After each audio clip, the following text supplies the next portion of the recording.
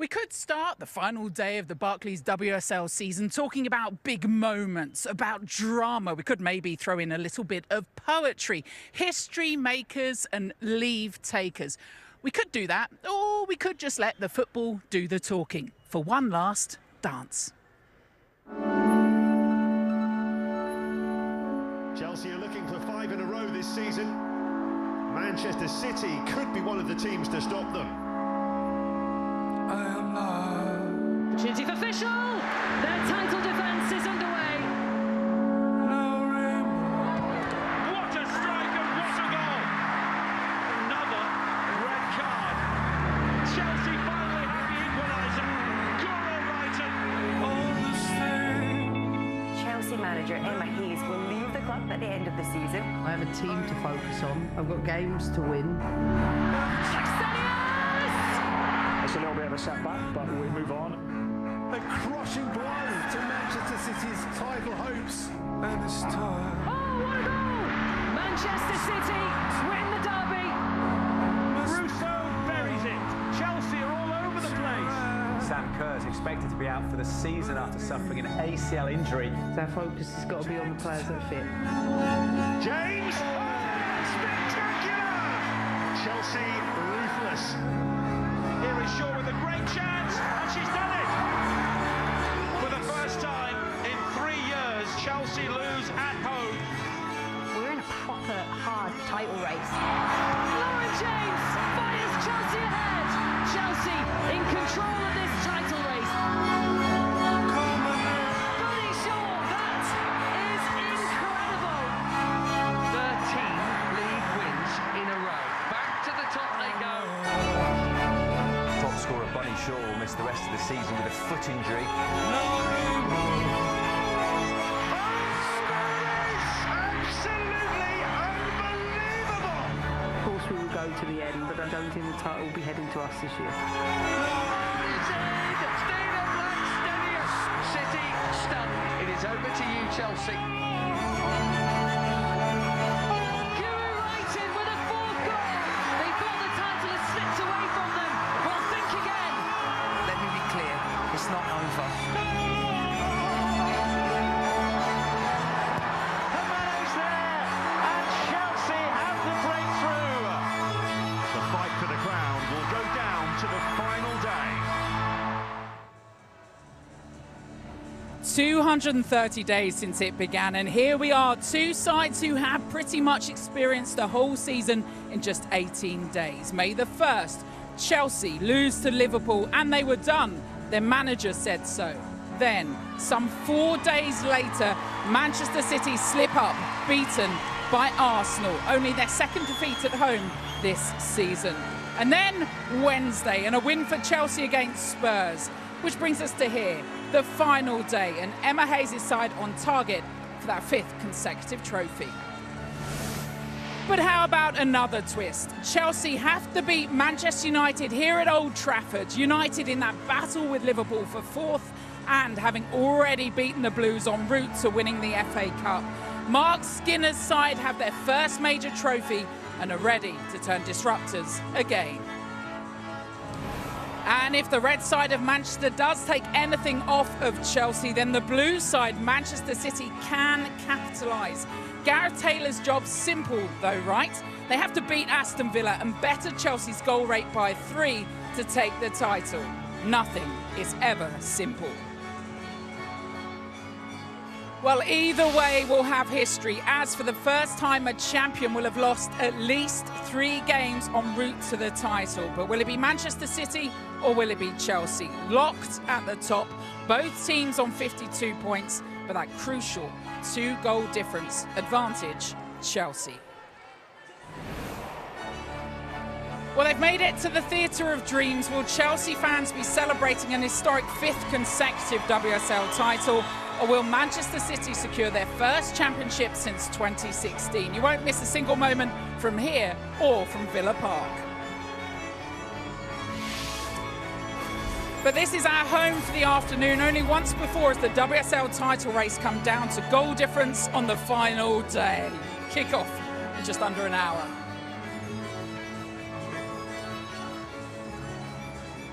Yeah, I'm sure there's some sort of noise for it, and you'll hear plenty this afternoon. The oohs, the ahs, we won't miss any of the emotion. The Theatre of Dreams, perhaps a perfect setting, home to David Beckham's left foot, David Beckham's right boot, and everything else in between. And home this afternoon to 3 straight from Wimbledon tennis players, Karen Carney, Courtney Sweetman-Kirk and Izzy Christensen.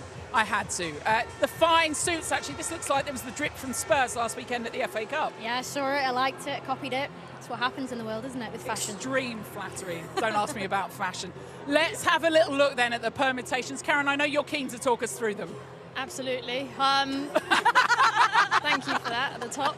Amazing. No, look, I'm super excited. I'm going to pass it back to you now. Yeah. Well, Chelsea will be champions if they win and they better the rate of goals by 3. Manchester City need to beat theirs. Chelsea, at the moment, those 2-goal difference. So if it's all equal, if they both win, if they both lose, if they both draw, Manchester City need to beat their goals by 3. Basic mathematics, but did you think, Courtney, that we'd be at this stage? No, I didn't. We did the game, didn't we, in the studio? That crazy game, the Liverpool 4-3 game, and I thought, that's it. It's City's to win. Thought they were in the driving seat, and I was actually at the Joy Stadium. They went 1-0 up, but it didn't feel right within the stadium. I think the game, in terms of the players, and maybe Gareth as well, probably didn't manage it as well as they could have, didn't make the substitutions. The players on the pitch, sure, they're a little bit nervous, and all credit to Arsenal. A couple of late goals, and it throws it, right back in terms of the excitement. And it's good for it. It's brilliant for it to come down to the last day and everything be on the line. And yeah, it gives Chelsea a massive opportunity. But Man City, if they come out at the end of the day and they've not won the WSL, they'll know that it was their fault, really, that they didn't take control when it was in their hands. That control word, so huge, particularly when it comes to Chelsea, because when we were watching them beat Bristol City, you thought they're never not in control. They knew what they had to do. I mean, it was a perfect game for them where, the goal difference was significantly against them. You played a team at Bristol City who had been relegated, bottom of the table, hadn't kept a clean sheet all season, and it was just goal, goal, goal, and you're thinking, uh-oh, here we go, here's a title. And as Courtney said there, when City don't take it, when there's a door and you've got to walk through it and they give you an opportunity and you don't take it, Chelsea will grab it right back, and that's why we are where we are today.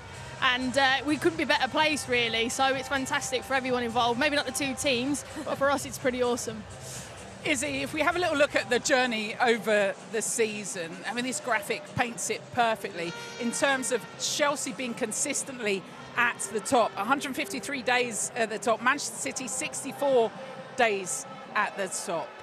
The wobble came at the wrong time. It did, and psychologically, Chelsea have been in this situation before. It is like the boat race, watching that graphic. So your marathon, is it consistent? I know. Did I mention I did a marathon? Top or bottom, though. But you're right, it is about that consistency. It absolutely is, and look, we are in a situation today, fantastic to see, but this title might well be decided on goal difference. And Manchester City have not dispatched teams in the way that Chelsea have, not just this season, but over the years. And could that come and haunt Gareth Taylor by the end of the day? It would have to come down to goal difference, because Chelsea have scored significantly more goals, and we can talk about the rights and wrongs of whether you should go to head-to-head next or goals for next. So it will come down to that ultimate shootout, if all else is square. Yeah, it will, and I think the fact that Bunny Shaw is injured, I think has been a massive miss for Man City. There's been occasions where they've scored 4+ goals. I think it's on 4 or 5 occasions now, but for me, when I was watching that Arsenal game, I thought they do not look the same prospect without Bunny Shaw. They sort of got over the line against Bristol City, changed it around and put Chloe Kelly out right. She started through the middle and Mary Fowler through the middle. I thought that looked better, but reverted back to having Chloe Kelly down the middle in that game. So, yeah, I mean, this is fantastic, by the way. Listen to this. So we know that the atmosphere is going to be incredible. But for me, Bunny Shaw was such a big loss. And when it comes down to goal difference, top goal scorer, player of the season, well, potential top goal scorer of the league, golden boot. That's what you want in your side, and it's a shame for Man City that they've not got that. Yeah, you're right. You could tell that was Manchester United, the cheers where we are, but there's a significant number of Chelsea fans up in the corner as well. And they're going to cheer when Mayra Ramirez in particular comes out for this Chelsea team. When we talk about big strikers, the ability to have her in your lineup could switch things for Chelsea. Well, she hasn't played since the Barcelona game, the away leg, which is just under a month ago. And you look at the Chelsea team, you mentioned Ramirez, but the whole team is so attacking. it looks to me that she's going to play with a back three and everybody else says go and get goals. We're sending a message front-footed, we're going for it, we're not sitting back, we're going for goals, and we're going to send a message straight to Villa Park that this is Chelsea's, that's what she's going to be saying, we're going for fifth, and they want to be hearing down the line that we're winning 1, 2 and 3. But Man United are not going to give it to them, Caroline. This is going to be a great game. Yeah, you know what they'll hear is the crowd inside Old Trafford as well. Is it? We'll talk more about Mary in just a bit. There is something, of course, about her. There's also something about a special player for Manchester City. We sent one of our own to meet a real Manchester City legend to bid farewell. Going to retire and hang up the boots and move into the next chapter of your life. Yeah, I think you're probably right. You do know when it's about time to call it a day, but I think it doesn't make that decision easy at all. I know I've been so lucky to kind of do what I've done over these last 10 years here at Manchester City, but throughout my whole football career I had so many amazing highs, some lows, but at the same time I think football has been my life for this long, so to kind of call time on that kind of aspect of my career, it's quite tough, but I think it's the right decision. I think once I kind of made that announcement and I'd spoke to Stephen, my family, I love it, but at the same time it was becoming a little bit more mentally tough, and I'm a little bit tired now as well, so I think it was time just to kind of go, right, okay, I want to do it on my terms as well, so it was important that the timing was right for the club but also for me, so I do feel a lot better kind of making that decision now. And if you can rewind all the way back to when Manchester City formed their women's team, the very back end of 2013, start of 2014, you became the first captain of Manchester City, and that was 10 years ago now. It's crazy. Just want to reflect on your journey as, you know, the captain of a massive football club, but also the person at the helm of guiding a blank canvas to change the landscape of women's football in England. You've been through so many emotions with that. What are the key standouts for you from that experience? That 2014 season, we know that was very up and down for us as a club. I think we're obviously a new club coming in, 5 or 6 of us training full time, the rest of the squad part time, and coming here to City, I knew that I wanted to be part of the big project, which was maybe we might not be successful in them first 2 or 3 years, but eventually we'll build into something, and you had to really trust in the process. But I think being that captain and being able to lead the team over these years has been, it's been unbelievable. I mean, it's been tough at times, but I think that's what sport is, and when you have a role of responsibility and someone that's probably the face of what we do as a group, it's sometimes quite hard to kind of carry that on your shoulders, but at the same time I had the helps of you, Jill, KB especially, that you can kind of lean on them people to kind of get advice and get you guys to lead in different way. But I think for me, especially at this football club, I think we really set the standard in terms of what we felt professional football was like in this country. That's so true, because the original plan with the formation of Manchester City Women was to change the perception of women's football. Do you feel like you've done that?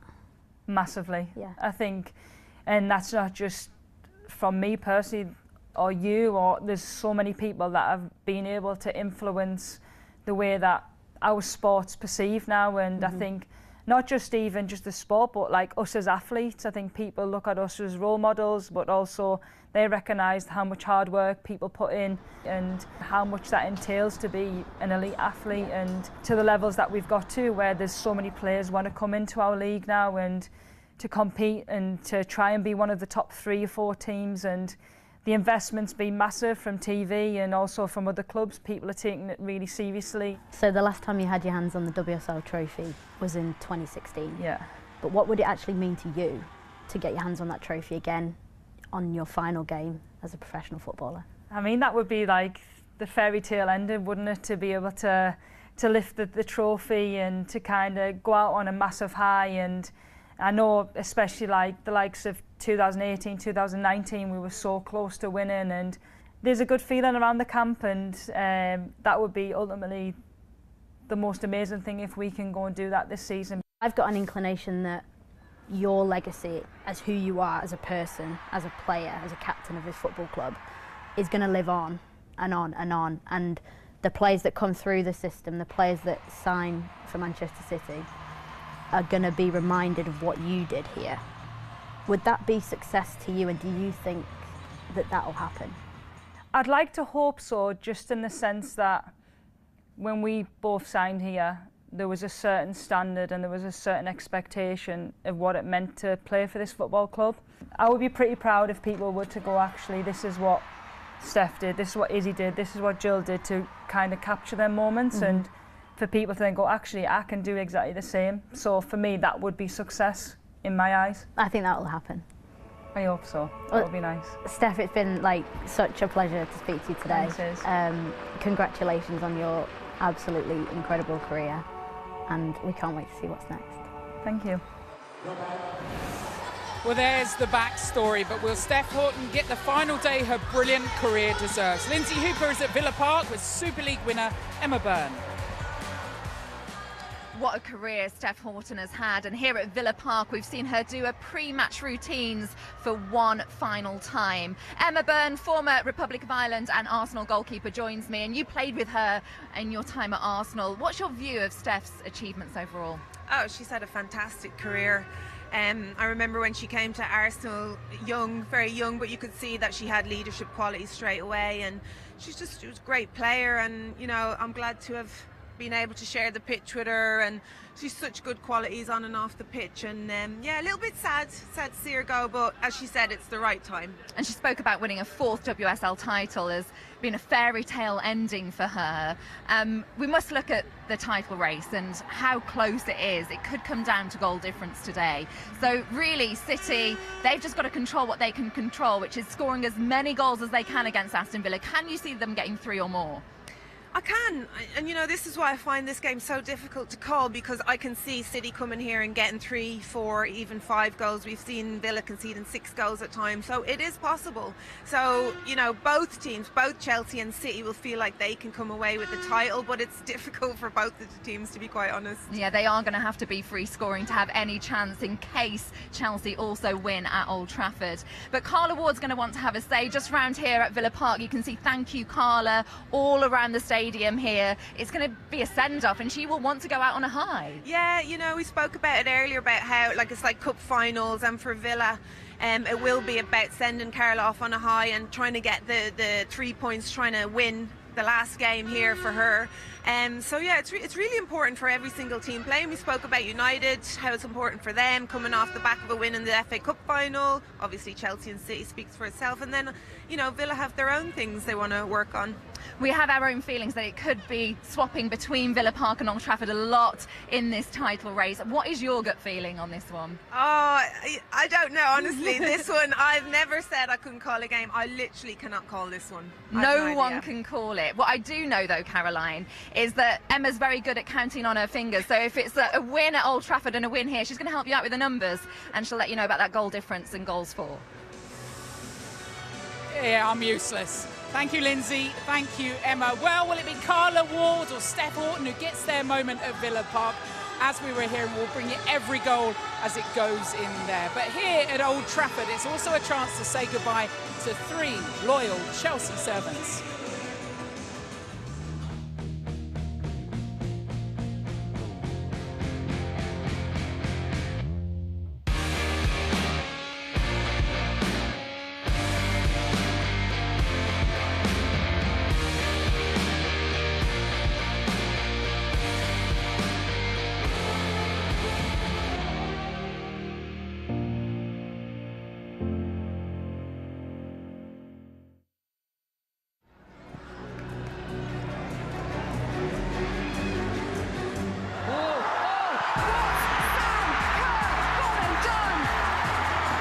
She only went and won it. 2 years on from the Sam Kerr thronker of a fight back, Chelsea meet Manchester United again, looking to lift the title for a 5th successive year. So many Chelsea fans have made the journey. We passed a couple of buses on the way up the M6 today. The Manchester United fans too, over 35,000 expected in here today as the final day kicks off at 3. And this is how the newly crowned FA Cup champions line up. Mark Skinner makes one enforced change with Mallard replacing the injured Galton.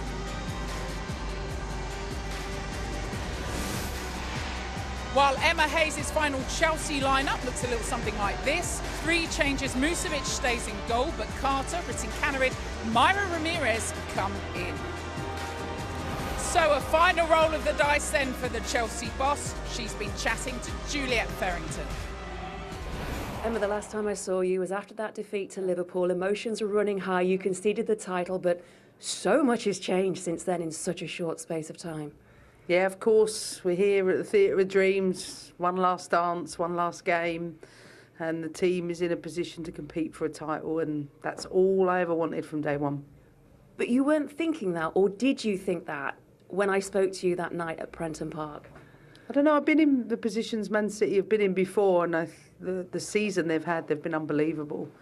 So I just assumed they'd beat Arsenal. That was wrong of me, but the reality is they left the door open for us, and the 8-0 game put us in a position. We had a really tough game midweek against Tottenham. This will be even tougher, but we got a chance. You say it will be even tougher, but you bounced into this room. You are so relaxed and so happy. It's my last day at work. Like, most people go for pub drinks at this point, but like me, no, I'm going to enjoy the game with the team, and I know that I've done everything I possibly can to prepare the players, and it's a relaxed dressing room, and there's a lot of experience in there, and I know that we're looking forward to it. What's the final message been to the players? What's that final team talk been like? Just that teamwork and intelligence wins championships. You know, talent, alone is not enough. Talent might win games, but if we want to win a championship today, the experience, the collective experience of the whole, need to position the team to do that, and I trust in my dressing room. It's really good as well that some of the ownership parties and the ownership group are here to see what could possibly unfold at the end too. Yeah, no, it's fantastic that they've come up for the day, but listen, I'm not here to party, I'm here to compete, and I want to be in a position come the final whistle where we've done everything we can, but most importantly, just enjoy it. Going for that top performance then this afternoon? Yeah, I mean, look at it. It's the Theatre of Dreams. The pitch is glorious. I get to be at the home of Sir Alex Ferguson today. I certainly looked at the number of trophies he's won over 27 years. Like, how impressive is that? See his stand up there. To be in his backyard today, I'm very privileged. Yours isn't too bad. Go well. Thank you very much. Cheers. Yeah, there's a bit of fighting talk. Sir Alex Ferguson, we know, will be here this afternoon. We're stood right in the middle of Old Trafford, and behind us, the impossible dream Sir Alex 26 years made possible. For Chelsea, Karen, a few weeks ago, at one stage, that defeat, they thought, oh, it's impossible, and look where they are now. It's unbelievable, isn't it? Like we mentioned earlier, when City don't grab it, leaves that team right back into it. And I have to say, is you look at the Sir Alex banner there and the trophies that Emma Hayes mentioned, what he won, but also what she won. I was speaking to someone yesterday about it. Winning the first one is difficult, but when you do it time and time again, if Chelsea win it today, this could be their 5th in a row. It's so hard. You've got a target on your back. There's so many people want you to win continually. It's so, so difficult. And I thought the comparison was quite accurate, in all fairness. We know he's picked up the phone and chatted to her as well, so they're not false claims from Emma Hayes. When we speak about this Chelsea team and how they would line up today, we mentioned it, they've gone full on attack with Myra Ramirez coming in too. But let's just start at the back for Chelsea. We're looking at Musovic in goal just over behind us too, instead of Hannah Hampton, a player I know you'd have in your team of the year. Why do you think she's stuck with Musovic? It's an interesting one. Musovic obviously started in the midweek game against Tottenham. I thought she looked fine. She's comfortable. She's got a real presence about her, Musovic. And to be honest with you, today I expected Hampton to start purely for her distribution strength. She's able to put fullbacks in. She's able to go and pin the ball up to Myra Ramirez, for example. She's got the accuracy with the distribution. I thought a game like this, when Chelsea have gone all-out attack. But you know what? I'm not questioning Emma Hayes, who's got the nerve to do that. She always gets it spot on. And I just wonder whether Musovic coming into the team today is linked to the partnership with Millie Bright being back in the team. They've obviously built that over the last 3 or 4 seasons together, solid at the back. And I think Emma Hayes is going with more experience today rather than the natural flair and the inexperience of Hannah Hampton, which will come in years to come. But for now, I can more understand it now. And it's not a risk given she's been playing there. You know, had she just swapped Hampton out ahead of this one, then potentially a risk. But Musovic has had that time last couple of games to bed in. She also was unbelievable in the Women's World Cup for Sweden. She was absolutely Got outstanding. her the move. Well, exactly. And the thing is, though, that set pieces are huge. Rachel Williams is magnificent for Manchester United. I think she's probably the best in the league. And we saw over the last season that set pieces of Man United, I probably would go for presence. And I think Musovic might have that presence aerially, maybe coming for crosses. But look, it's a big call. Will it work out? We'll only know at the end of the game. But it is a big move for Emma Hayes, but she's gone with it with Musovic. And it underlines the fact that it could all come down to that goal difference as well as important up the other end. But they need goals. Guru Wrighton, we saw that 4 against Bristol City, has just come alive at the right time. She has, and she's a player which Emma Hayes has relied on for a few years, but she's got so much quality. And she's looked in recent weeks like she's set a fire, a log on fire inside her stomach that has just come to fruition at the right time. Her hunger and her accuracy with her ability to pick out an assist, her goal-scoring ability from in and around the box area. Emma Hayes knows that that's what she gets from her. But these are big decisions all over the pitch that Emma Hayes has to make. It's not just the goalkeeping position. It's Lauren James is on the bench. These are big players that Emma Hayes has had to make big calls on week in, week out. Yeah, I was going to say, Lauren James, you kind of think against her old side, we know that there's always a little bit of bite when it comes to playing Manchester United for Lauren James. You surprised that she's on the bench and not starting this one? Well, look, she hasn't featured that much. I think before the Tottenham game, she'd only had 1 training session. So she's obviously been out. And at the end of the day, it only takes a few minutes to get a goal. So she doesn't have to play 90 minutes. She can actually come on when maybe the game is stretched. It might be that you need that little bit of magic. Emma Hayes might have alluded to it in her interview. The talent might have to come on at the end, towards the end of the game to get me something. She's gone with a strong team, but Lauren James is a match winner, and that you might see her towards the back end of the game. We know up front that every time we see this Chelsea change, she's having to make a change, Emma Hayes, not least because she had Ramirez out injured. She's back. Had that time off, that tried to get back fit again. Missed it, gutted. Oh, was that on? Was that on? Did anyone get that? She has pretty much the skills of Karen Carney, but with a bit more height, doesn't she, Ramirez? A bit more presence, maybe. I was going to say, I expect Emma Hayes wants her striker to stick the ball better than Karen just did that. No problem. It needs to stick up top. No, listen, Maya Ramirez coming into the side, nearly a £400,000 transfer fee in January. Because Sam Kerr got injured, whether it was always in the plan or not, clubs work behind the scenes to get replacements in. We're talking about Bunny Shaw absent from Manchester City, but Chelsea have had striker problems all season. But the difference now is that they've been able to replace. And Myra Ramirez, she's a disruptor. She's so good working the channels. She'll push Manchester United's defence. It'll be a fascinating battle between her and Maya Letizia. I was just about to say her job today is bully them. Because her stat, she's only got 1 WSL goal, and we know because of the injuries, etc. But her job today is go bully the 2 centre-backs, because that's where they've struggled, the physicality. Turner and Letizia, go and bully them, and then we'll go around you and work with you. And it's the insurance policy of Aggie Beaver-Jones on the bench. We're talking about depth. Aggie will be starving to get a goal. She'll come off the bench. But I tell you what, I'm looking at these teams warming up. I'm looking in their eyes. Manchester United are not going to roll over. I'm nervous because Millie Bright's right behind me. She was dancing. That's what you should be nervous about. She was about to come and ask you to dance as well. Yeah. Hopefully they'll have a bit more than a prayer today, although they will be up against a Manchester United side who won't roll out the red carpet. The FA Cup winners are determined to stop them, although it might, in the meantime, help their noisy neighbours. We'll hear from Mark Skinner next.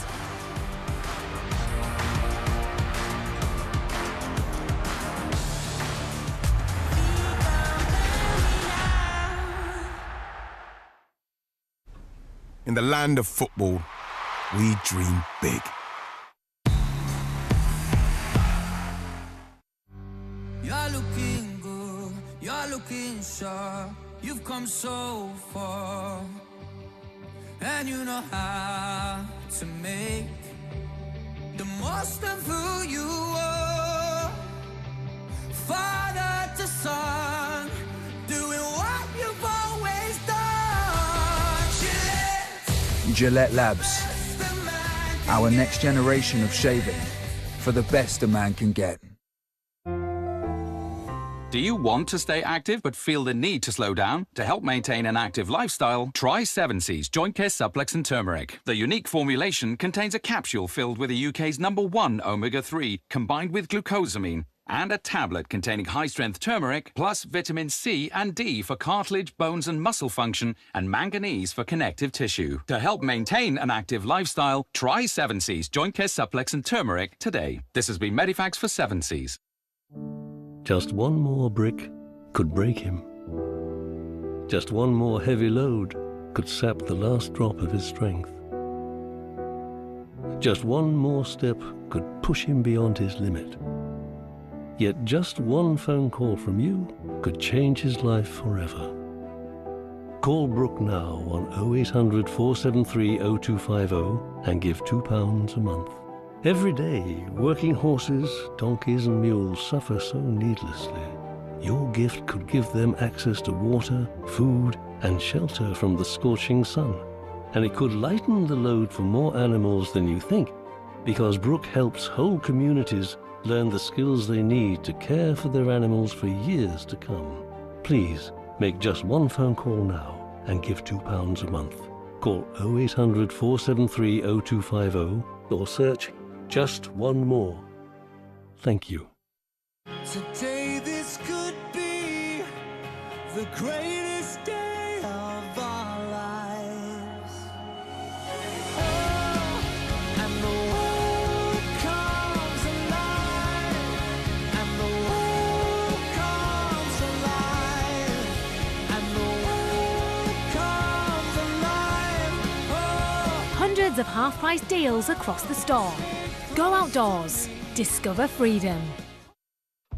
When the whole day's been left on your floor, why mop slop? Feel the power of the Flash.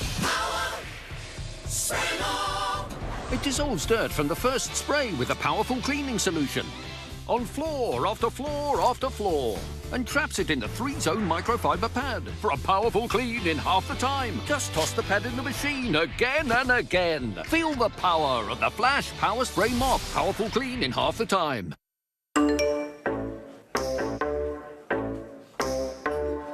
When you're wearing dentures, the smallest food particles can get stuck underneath.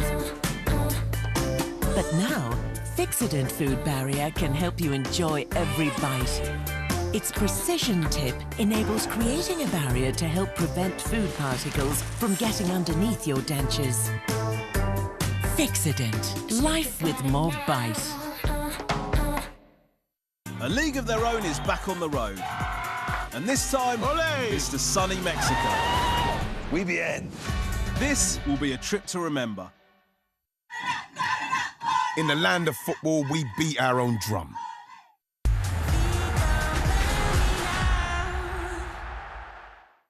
I don't really see myself as being in the fashion world. I don't see myself as being stylish in any which way. I just wear what I like. You're coming home with me.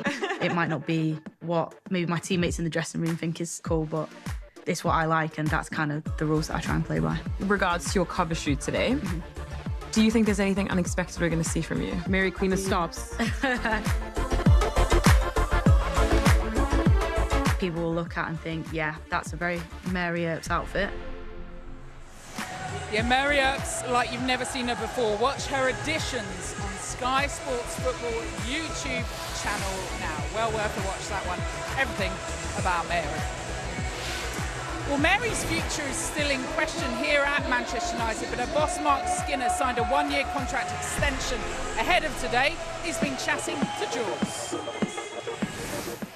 Mark, it's been a really good week for Manchester United. The FA Cup win, obviously, and you extending your contract here. Yeah, it's obviously we wanted to deliver trophies for our fan base, who are magnificent. So, yeah, for me to sign a new contract is obviously, I want to continue the work and I want to be more successful and I want to bring trophies for years to come here. So, yeah, it's a good time, but we've got a very difficult task in front of us today, and we've got to put all our energy into that.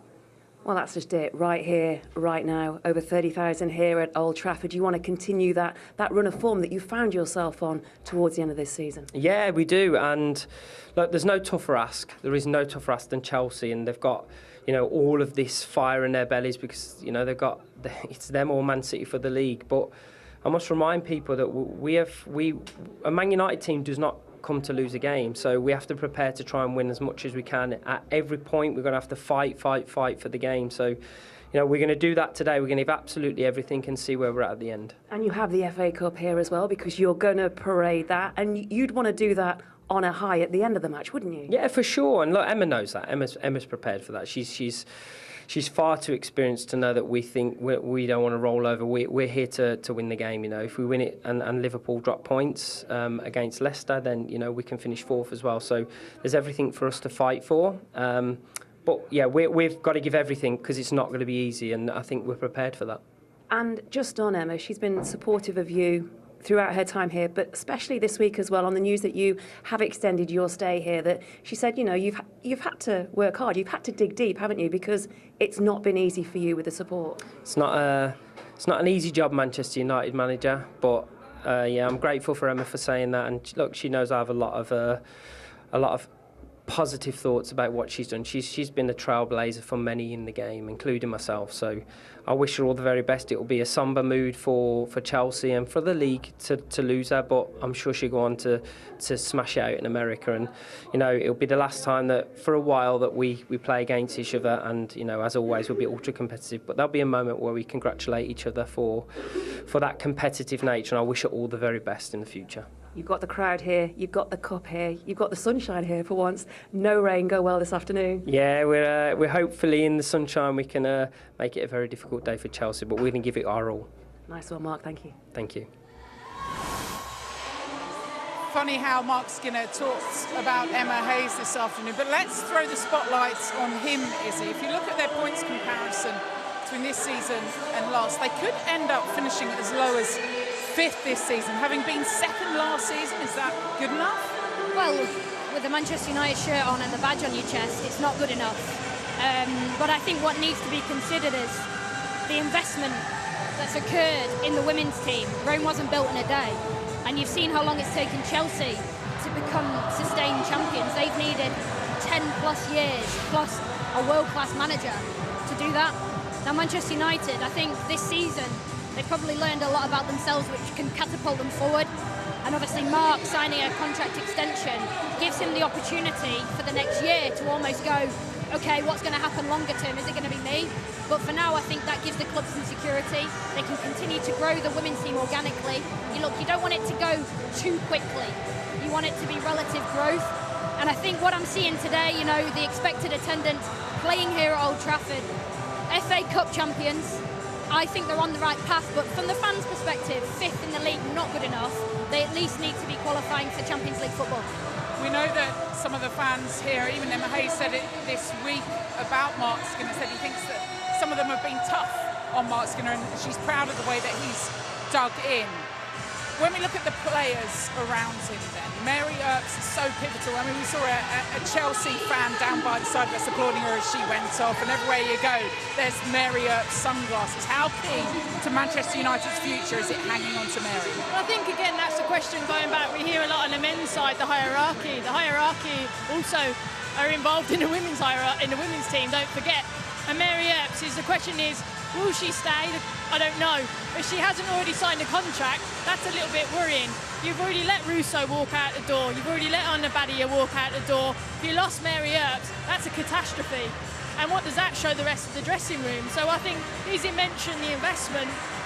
They were only developed in 2018. Chelsea in the WSL in 2011. So there kind of needs to be a bit of a reality check, to be brutally honest. And there needs to be a big investment. If Man United are to really be the Man United that they really want to be, got to put their hands in the pocket and go and get someone along with Mary Earps of her standard and her quality to keep pushing them on. So I think it is difficult for Mark Skinner. He finished 2nd last year, a point behind Emma Hayes, FA Cup final, won the FA Cup this year. I don't know what more he can do. And they're only giving him 1 year. 1 year. What does that say? So I think the club, I hope now with some new owners, and I know there's going to be hopefully people be here today, that they really do invest in the team and take it seriously. And that's also Karen Carney talking about the review I looked into. Come on, let's go. This is Manchester United. Yeah. Back them. It's 1 year with the potential for another year after that. But you're right. it's also about how he now creates going forward. We see Rachel Williams, who was rightly lauded for her performances over the last couple of games when she started. She starts again today, but is she the future? I mean, you can't keep pressing that, or smashing glass from the Rachel Williams emergency. The thing is, what Mark Skinner's done this season with Rachel Williams is he's used her effectively. And the players that have come into this team, Melvin Mallard won the Champions League with Lyon, and obviously JC, who's set the WSL on fire at times this season. She's been unbelievable in patches. What he knows with Rachel Williams is he can rely on her to do the job he's asked for. Quite often a player gets sent onto the pitch with an instruction that the fans or the media don't understand, but the players understand it and the coach understands it, because their job is to do something for the wider team and the operation behind the ball. Ella Toone is a better player when Rachel Williams is on the pitch. Is Rachel Williams a long-term solution for Manchester United? No. But I have seen on the men's side strikers come into Manchester United and they've done a job. They haven't been the long-term solution, but they've done a job. And Rachel Williams, outstanding in the FA Cup final last weekend. A player for a big occasion, Ella Toone. This is made for her, right? She loves big moments. We saw that last week in the FA Cup final with an absolute worldie. But after Izzy's spot on in terms of Rachel Williams stretching and pulling, gives her more space. And it feels like the last few weeks she's really kicked on again another gear. And I think you're at Old Trafford, it's a big game, as you said, big moments. The stats there, 4 goals in the last 6 appearances. This is set for her stage and to cause an upset as well. And you want to know what? I'll be harsh here on Ella Toone, and I'll say it to her as well. She's not even been at her best. We've not seen the best Ella Toone this season. But so you're surprised at that Barcelona link? Well, look, she's a player that can score worldie from the edge of the box. Like, she's got it in her locker. The goal that she scored in for England in the European Championship final, you know, the dink over the goalkeeper. She's got that class about her. Of course, like if the Barcelona link is true, okay, I understand it. But I've not seen Ella Toone at her best this season. This is a massive challenge for her now in the off-season to pick up again and go into next season an even better Ella Toone than what we've seen this season. You can hear the tune in the background. That's not booze, that's all love for Ella Toone. Sky drama, we love it, don't we? The WSL season finale comes next.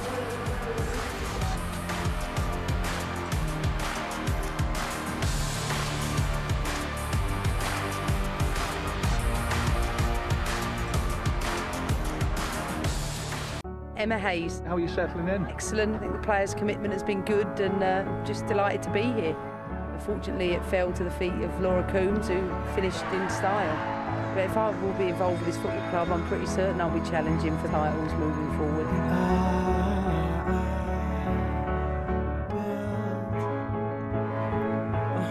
Chelsea looking to take a step towards yet another WSL crown. Good ball, and in! Hermano's there!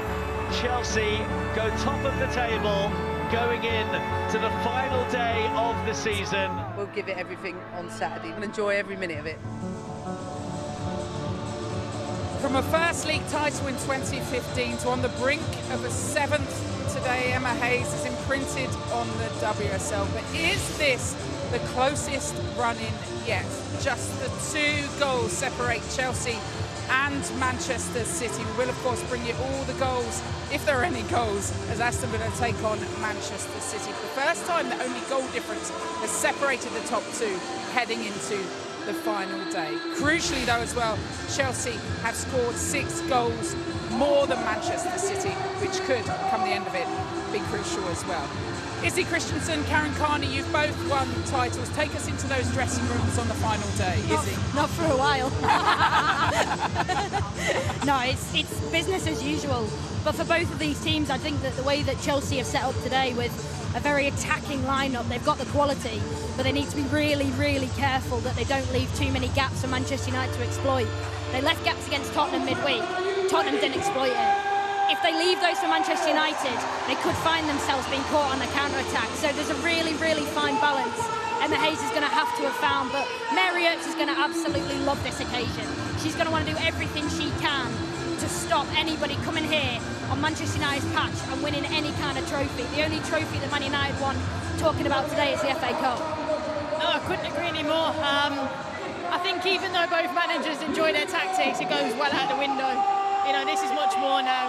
For Chelsea, this is all about the title, the experience. Can you manage the nerves and can you pull through? And like Easy says, is the party going to be spoilt for Manchester United? How are the hearts? How are the emotions? Fans inside Old Trafford, the Chelsea ones, maybe the Manchester United ones, might have their ears tuned in, old-fashioned, to a radio somewhere. But we will bring you the goals if and when they happen at Villa Park. The title comes down to this. For one final time in the WSL this season, let's hand you to your commentary team, Courtney Sweetman-Kirk, in the company of Pete Mullenstein. Thank you very much, Caroline. Good afternoon, everyone. 230 days in the making, and it all comes down to today. And it could not get any more exciting. The title will be decided this afternoon, and it could go either way. The tightest of title races about to be decided. Well, the trophy is in touching distance for Chelsea, but Manchester United stand in their way, fresh from their triumph at Wembley on Sunday. Manchester City are very much still in the title race as well. They face Aston Villa in the other game. But anything can happen.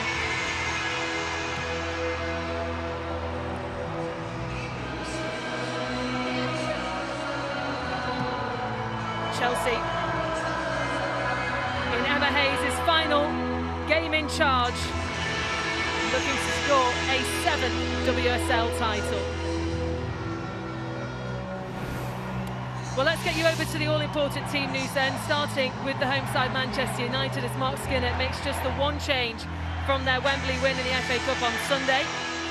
Well, Mary Earps' contract is up this summer, but for today all focus will be on trying to secure her first ever clean sheet against Chelsea in her 25th start against them. Well, Jade Riviere returned last week to start the FA Cup win at Wembley and continues in a defensive line that sees the usual pairing of Millie Turner and Maya Letitia as the two centre-backs. Well, Katie Zellin captains her side at Old Trafford. She's played every minute of every league game this season. While Melvin Mallard is the one change. She replaces the injured Leah Golton. Alatoona is the club's all-time top goal scorer, while Luthia Garcia is rewarded with a start again after securing twice in the capital on Sunday. Well, Rachel Williams makes just her second league start today. So there's no Leah Golton today, who's out with injury, but Paris, JC, Miyazawa are all attacking options that are available on the bench.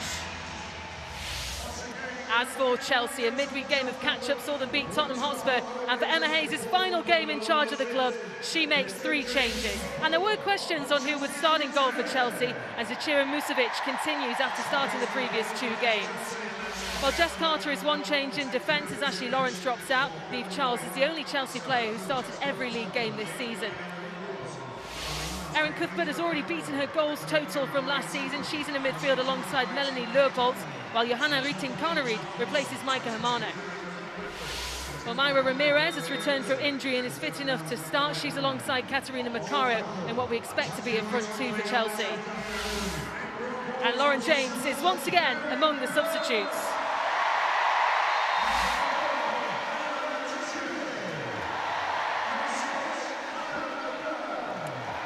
Well, Courtney, you want to look at 2 attacking options, starting with Rachel Williams for Manchester United. Yeah, no shock, the former centre-forward looking at the centre-forward, but Rachel Williams, say it's only her second WSL start, but she's been so reliable for Mark Skinner, whether it be from the start or off the bench. She's got 5 WSL goals, and more importantly, 7 goals against Chelsea in her career.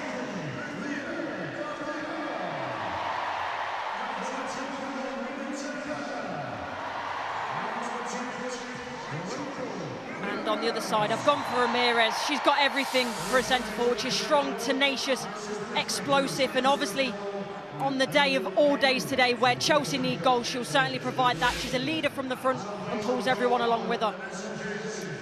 Well, we welcome viewers from Main Event as well to what is going to be a very exciting final day in the Women's Super League season, and Emma Hayes in her last game in charge of Chelsea. She's secured the most games, the most wins, the most titles of any manager in Women's Super League history. So the referee this afternoon, Rebecca Welsh.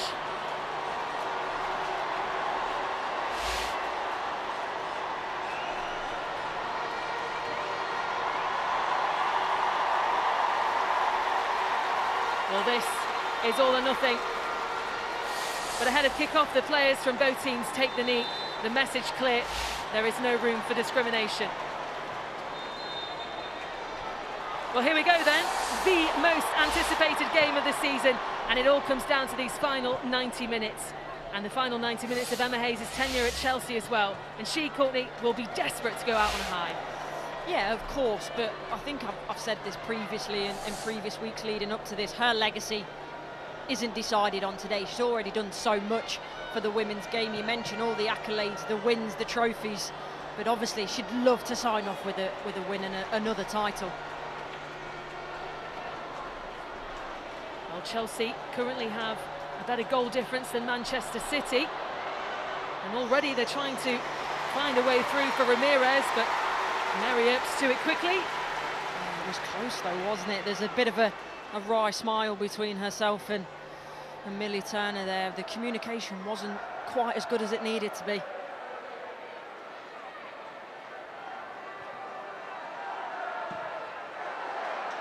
Low pulse, picked up here by Williams, and a chance for Lucia Garcia to try and find a way through that Chelsea defence. Here's Erin Cuthbert.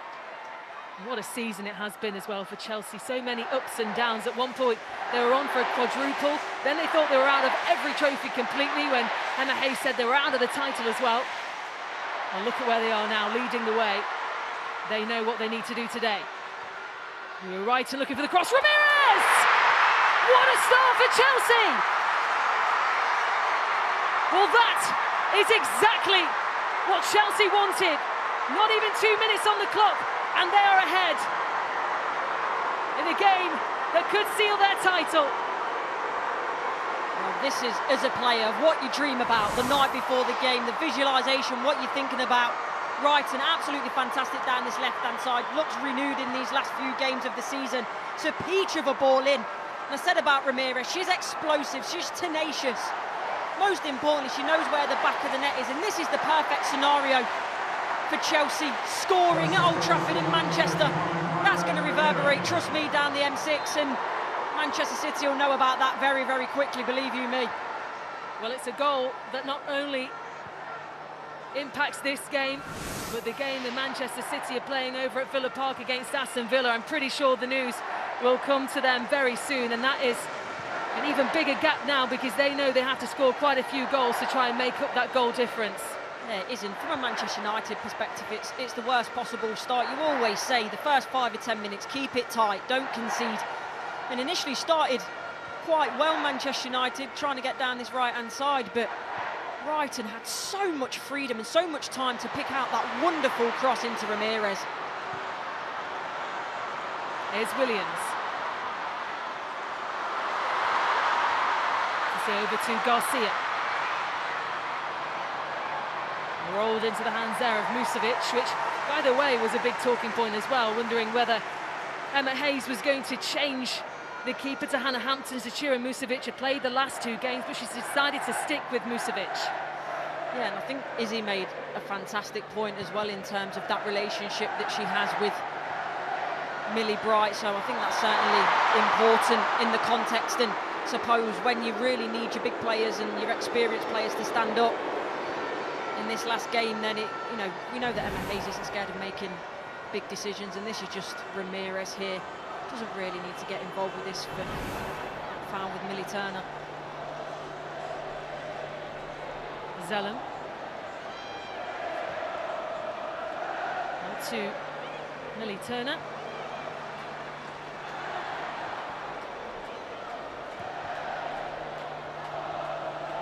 Garcia. Touch didn't quite help her out and allowed Guru Wrighton to win it back for Chelsea. Well, let's have a look at the as it stands, and as it stands, Chelsea would be champions, and I'm pretty sure we'll be seeing this graphic quite a lot throughout the afternoon because it will change undoubtedly quite often. But a big smile on the face of Emma Hayes so far, and it was nice to hear her before the game as well. She's here to enjoy herself. It's her last day on the job, she said. Normally they would be in the pub, but she's here to enjoy the game as well. No, and I think, as a manager, these are the moments you strive for, to be competing at the latter stages of competitions, to be in with a shout. And You know, in terms of the pressure she's under, she copes with it so well. And yeah, it's nice to enjoy it, because I think sometimes, especially as a player I've found in my career, you maybe only sit back and look at it afterwards, after it's finished. So it's important to try and enjoy it along the way when you can. Mario responds back to Millie Bright, the Chelsea captain.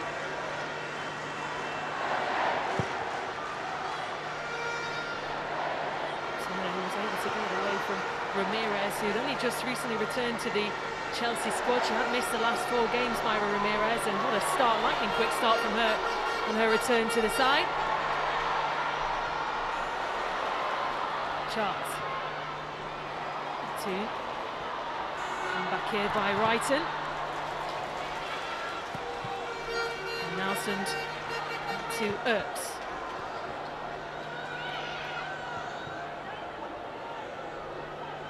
Mary Earps, whose contract runs out in the summer. It's a player that you need to keep, isn't it? If you're Manchester United, you want to progress up the league again, and in terms of build on winning the FA Cup, the first major trophy, then you've got to keep your best players, and then you've got to invest a little bit more as well. And I think it's a very crucial point for Manchester United in their journey as a club as to where they're going to be in the future.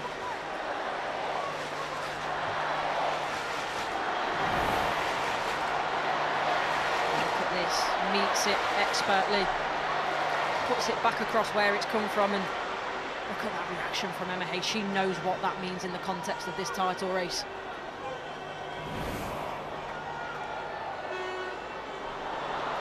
And here come Chelsea again. Letitia, but chance still alive. Here's Guru Wrighton, looks to turn and find a bit of space. Macario was there and it rebounded for a goal kick. But again, Chelsea, they look hungry, don't they? Yeah, they know that it's in their hands to an extent with the goal difference, and the more goals they put on the board now, the better. Trying to get it out of sight for Manchester City. In terms of that wide area, both on the left and the right, it certainly seems Manchester United are being exposed in these early stages.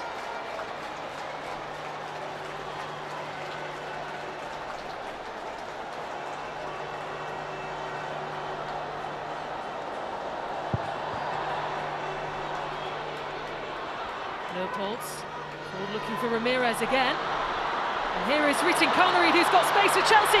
It's Ritin Connery! It's 2 for Chelsea! Incredible! This is the dream start for Chelsea, who are looking to become champions again. And they look set to do it as well. What a start. It's a brilliant start from Chelsea, but defensively from Manchester United, it comes from not winning your battles from the header. Then Millie Turner with Ramirez. It's a fantastic run off the shoulder of Blundell by Ritin Connery, and then when Mary Earps is charging out, she makes herself big. It's such an acute angle, but this is such a calm and composed finish across the goalkeeper.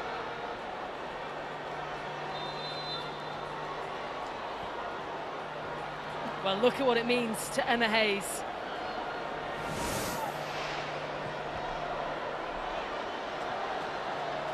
An incredible start from Chelsea. And before this, there were so many people you could ask, you say, which way do you think it's going to go? Nobody really could tell, because Manchester City, of course, will be absolutely desperate to get their first title since 2016. But Chelsea, they were absolutely not going to come here and not put up a fight, and they have started incredibly. No, they weren't, and I don't think there's any doubt about that. But I'll be honest, I was expecting better from Manchester United in these early stages. I was at Wembley last weekend and was impressed with them. They've still got things to play for. I think Mark Skinner mentioned it before the game in terms of if they win and Liverpool were to drop points for that 4th place, it's so important. But it's been a very, very slow start from his side there. Well, the momentum was with Manchester United after their FA Cup glory at the weekend, and he said they were going to give it everything in this game here at Old Trafford. And of course, it is the pride as well, of course, playing in the main stadium for Manchester United, and the worst possible start for them in the opening 10 minutes. And it looked like they're about to get another one, Chelsea. Space opening up again. It's Guru Wrighton who couldn't quite get the strike away, and it was brilliant defending by Jade Riviere. Really, really good defending, but it had to be, didn't it? The goal was waiting for that ball to be put in the net again for a third time by Chelsea. Again, just getting exposed in wide areas. Blundell not get her body shape right, body positioning is really poor. Jade Riviere, I think she just gets a little bit of a touch, or at least does enough to make sure that Guro Wrighton can't put the ball in the back of the net.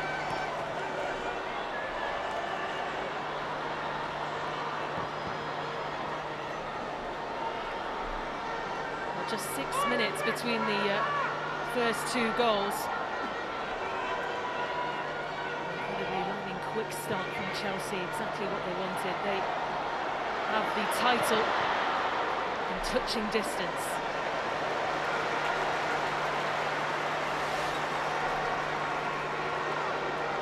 Well, as it stands, Liverpool are winning 1-0. Sophie Roman-Haug, who scored that goal against Leicester. So as it stands, Liverpool comfortably in fourth place, and Manchester United stuck at fifth.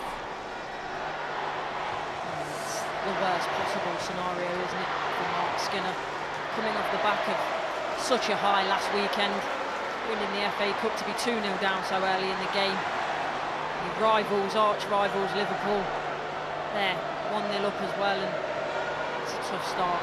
Here's Niamh Charles. Wrighton trying to find a way through, but Garcia had other ideas. Garcia gets away from Leupolz and gives it back to Carter.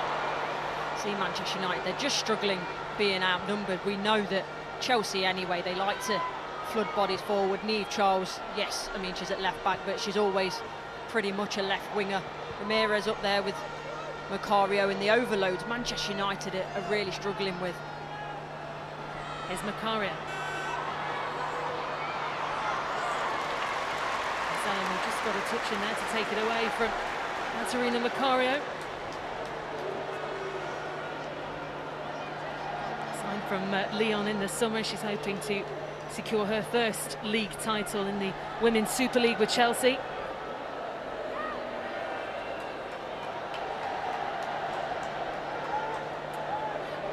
Lily Bride, of course, with history of lifting the WSL trophy. She'll be hoping to do it as captain this afternoon.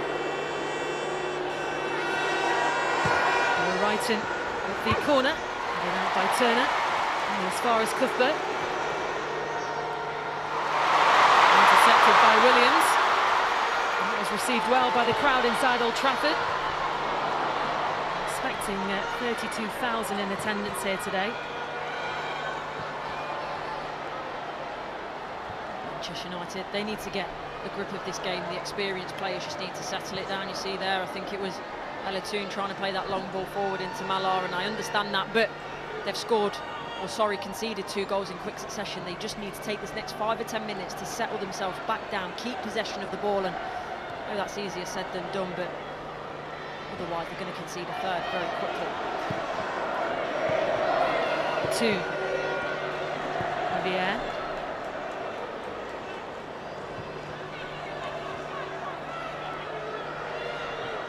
How do you go from having such a solid performance on such a big game against Tottenham Hotspur last weekend to being so defensively fragile in the opening 10 minutes against a side who is desperate to seal the title?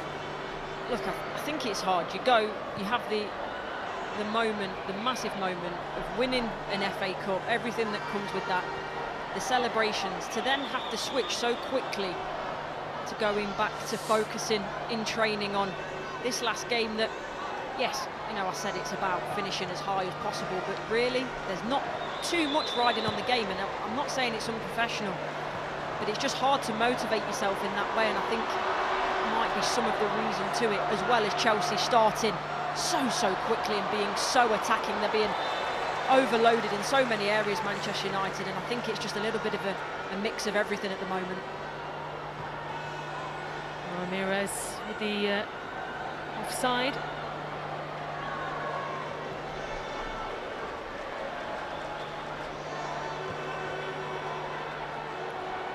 Manchester United trying to find their momentum back as a great ball over to Lucia Garcia. Oh, he's guided away by Natalie Bjorn. Genuinely feel like that's probably maybe the second time that Manchester United have even got in the final third.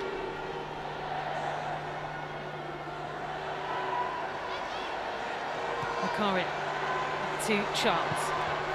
Eve Charles, by the way, who was the only Chelsea player to start every single league game this season, and what a player she has been, Eve Charles, for Chelsea. So important, one of the first names on the team sheet for Emma Hayes. Yeah, she's been absolutely incredible, and I talked about her going forward. But obviously has that defensive part of her game too. But for me, what's impressed me this season about Niamh Charles is that step up in leadership, the way that she's taken the armband at times, and in a tough moment, she's a player that stood up to be counted. Mallard. To and forward and chased down Williams, but comfortable enough for Bright. And plays it out to safety. Big bonus, isn't it, as well, having Millie Bright backing the team. One, obviously, for her capabilities on the pitch, but another true leader in every sense of the word. So just having her back in and around the training ground in a full-time capacity, being around the girl, she brings so much to this team. I'll see it. Trying to get away from Charles.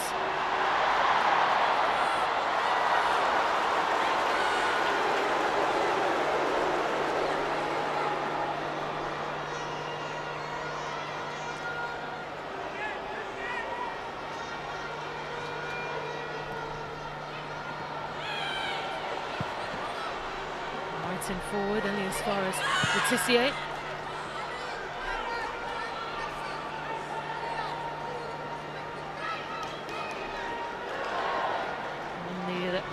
The side, Naya Letitia, also a very important player for Manchester United. She's been an ever-present for them as well.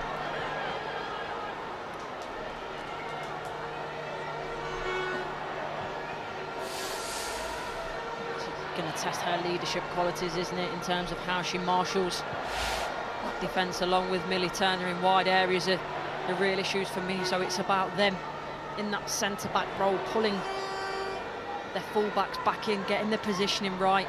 I think at times you're getting caught a little bit in transition, Manchester United, trying to go forward, and it's at the minute that game of cat and mouse in terms of those wide areas, those wide players. Chelsea pushing so high, and it's been an interesting tactical battle so far in those wide areas.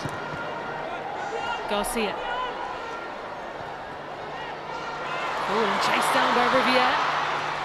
Away by Bjorn.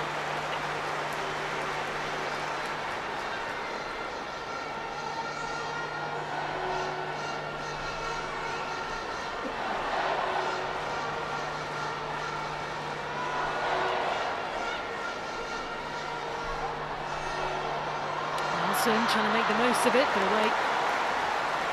Cuthbert getting there just in time. I think we know Katie Zellen. She's got a fantastic delivery. We've got players now like Millie Turner, Rachel Williams, who aren't afraid to attack the ball, and this is a really good opportunity now for Manchester United to try and halve the deficit.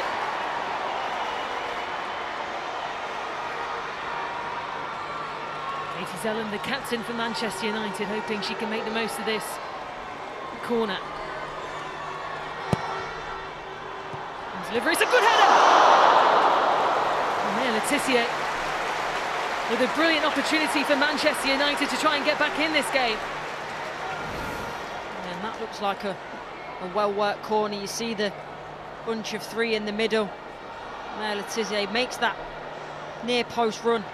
See what she's looking to do, just guide it on behind her. And the crossbar comes to Musevic's aid.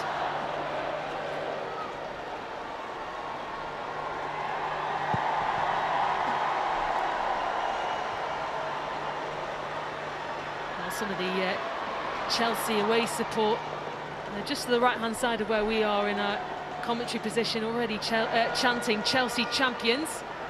They are feeling very confident, and this has been a confident performance, a confident start from Chelsea.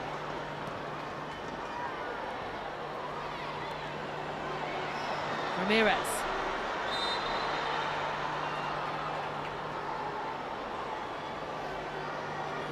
Cuthbert down at the moment for Chelsea.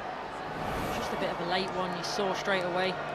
She went down pretty high as well, on the knee.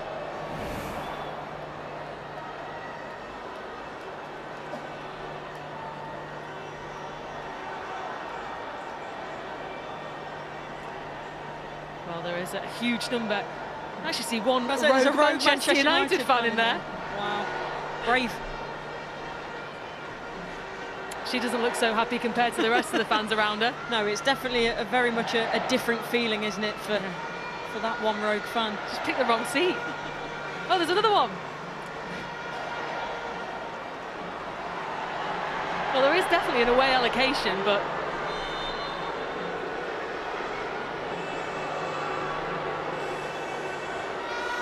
Macario looking for Bjorn. Now Carter can keep the chance alive, and Turner has guided it out for a corner.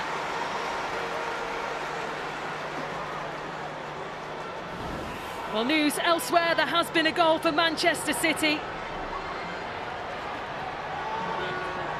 And it's Mary Fowler who's on the score sheet. Oh, that was a brilliant finish as well.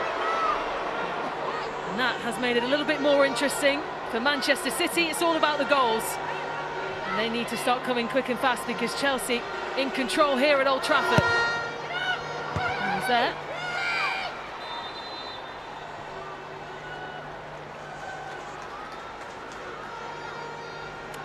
Will the Chelsea players want to know the news about the Manchester City score? Or would they rather just know at half-time? Yeah, I don't think they need to know now, but potentially at half-time, but they know regardless they've got a job to do, which they're doing extremely well so far. They're the ones in the driver's seat, and you saw there the urgency of the Man City players. They know that actually the onus is on them, and Chelsea are the ones that are in the driving seat. As it stands, a lot could change, Pete. Well, Leopold's, who was caught there.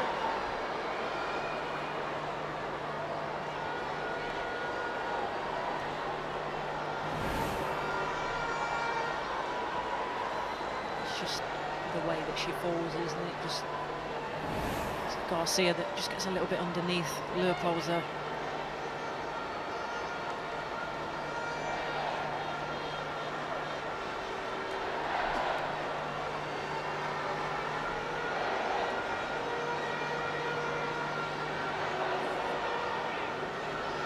Macario is the player tasked with taking this free kick, and there are plenty of options for her to aim for.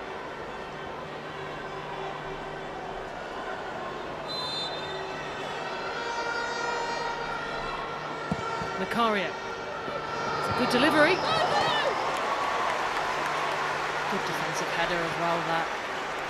Garcia doesn't get anything on that. There's Chelsea players, a number of Chelsea players floating in that back stick area, whether it be really bright Niamh Charles there, waiting to try and either head that goalwards or back across into the chaos for a tap-in.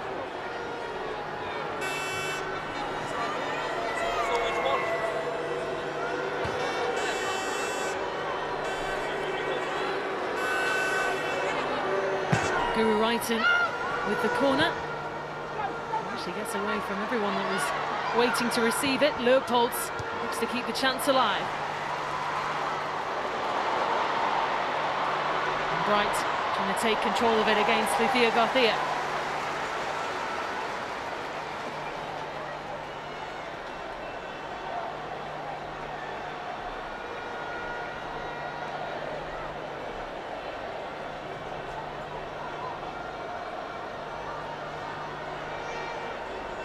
Riviere.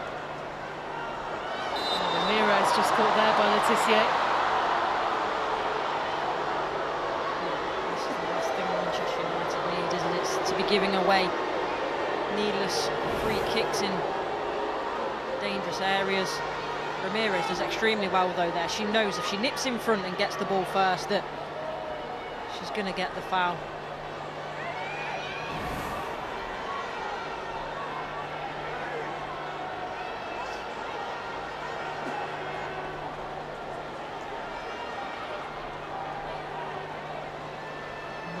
Ramirez okay. So Macario needs to take another free kick for Chelsea.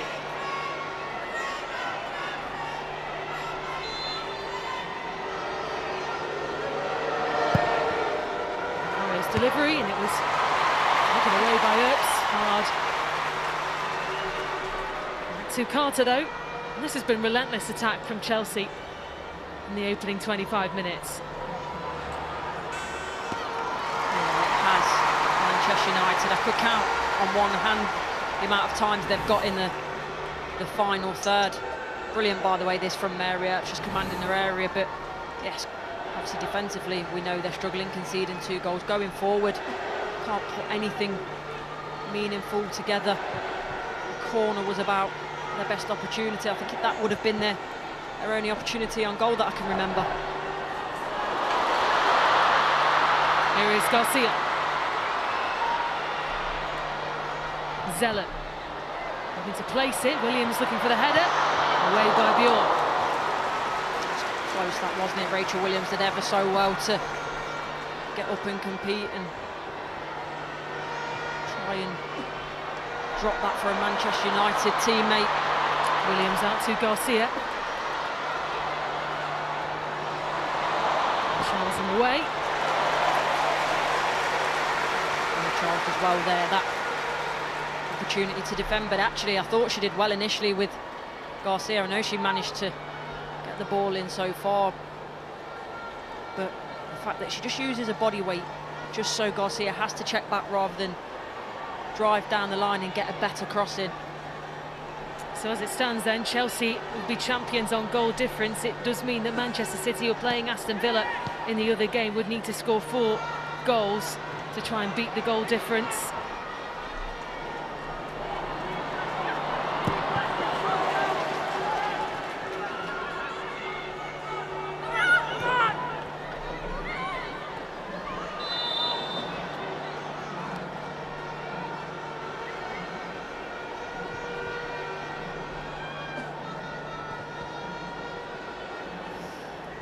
Interesting from Emma Hayes.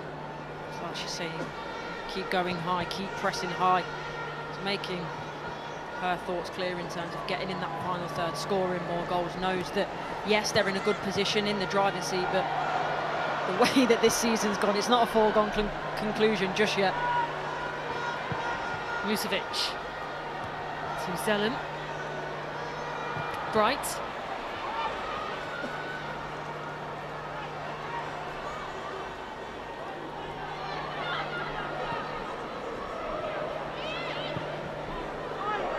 Here's Nalsund.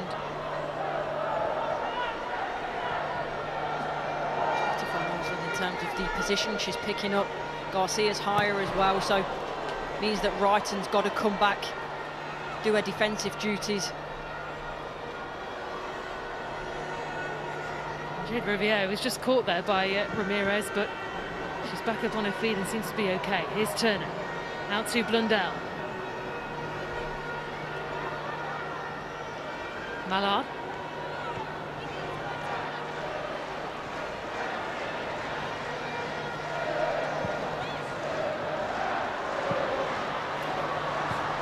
Carter clears it away. See what Manchester United are trying to do, get it out wide, use the underlapping runs, but the tempo of the passing just isn't quick enough to dislodge Chelsea. And in terms of the weight of the pass as well, it's got to be better. If you're not going to move the ball with tempo, then everything has to be so precise, and at the moment for Mark Skinner's side it's neither. Well, the news came out yesterday as well that Mark Skinner had signed a contract extension, another year, with an option for a further year as well. Gua Wrighton thought she was had acres of space, but Jade Riviere read it really well. Yeah, she did. I think Ramirez, that's the one that you maybe just want to chip over, find that space in behind.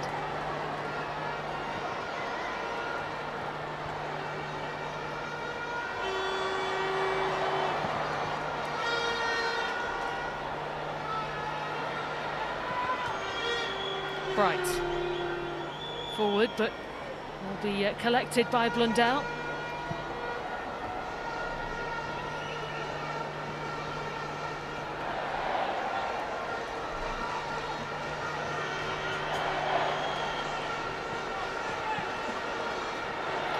comfortable at the moment for Chelsea. The only time they do need to be concerned is if they hear news from the other game. If Manchester City have started to score 4 more goals, then they will be starting to panic, but at the moment they are in control. Yeah, obviously they don't want to concede either. Yes, they're comfortable, but they want to try and limit these set pieces for sure, because then conceding a goal changes the complexion of what Man City need to do in Birmingham.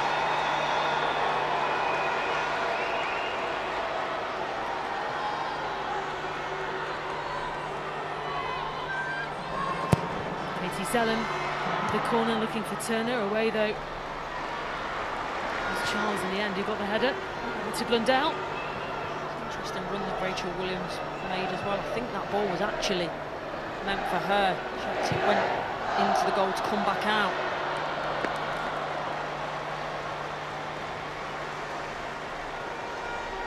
Just her second league start of the season this afternoon, Rachel Williams. She's been so reliable for Mark Skinner. She's come off the bench and held Manchester United out a few times this season. Her and Garcia started a lot of the season coming on as impact players, and at the end of the season now deserving their starts.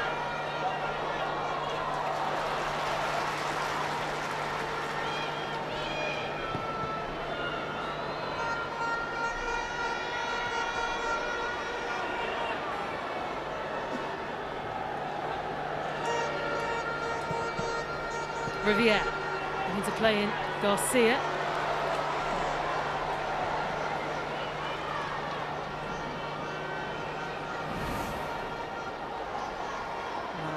It's all about the ball, this one for me. Wrighton, fantastic ball out from the left, but Ramirez does so well to rise high and nod in, and then Ramirez turns provider. A lovely little finish from Martin Canary, putting Chelsea in the driving seat.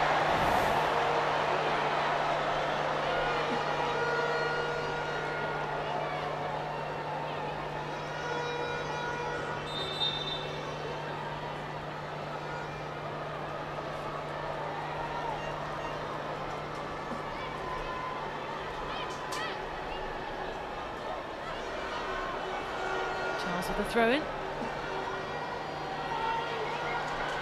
Martin Canary.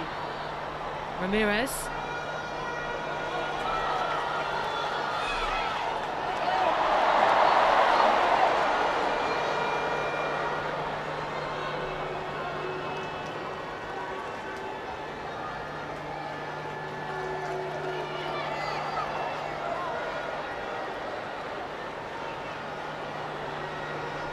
Well, so far so good for Emma Hayes. The final game in charge of Chelsea.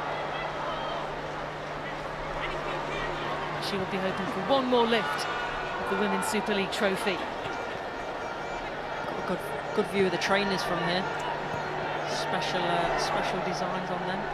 She's got special design on the jacket as well, I think. Special design on the trainers. The rings? The rings. They made some specially made rings for all of the players. There's been a lot going on the Chelsea social media. I've been following along, seeing what other updates they had.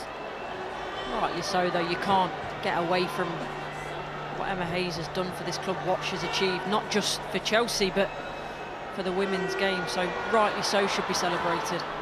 Cario looking for Ramirez again. Here's Cuthbert.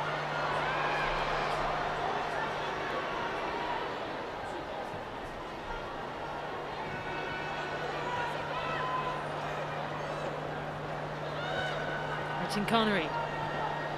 Need to try and find a way through for Leupolz, out to Macario. Plenty in the box for Chelsea. Here's Cuthbert.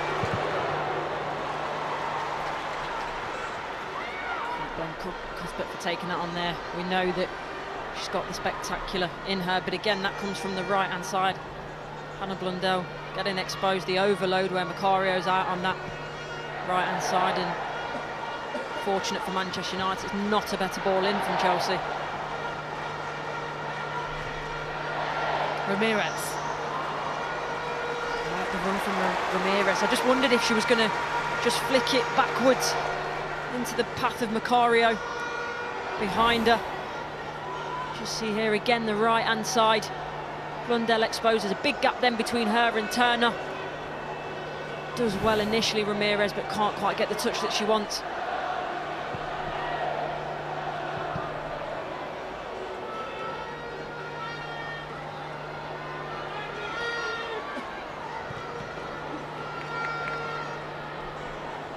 Bright to Carter.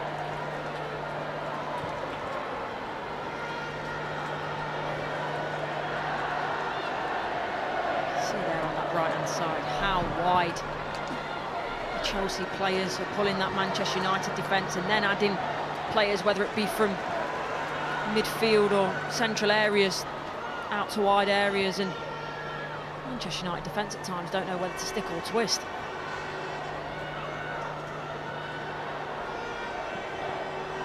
Isella 2. Garcia.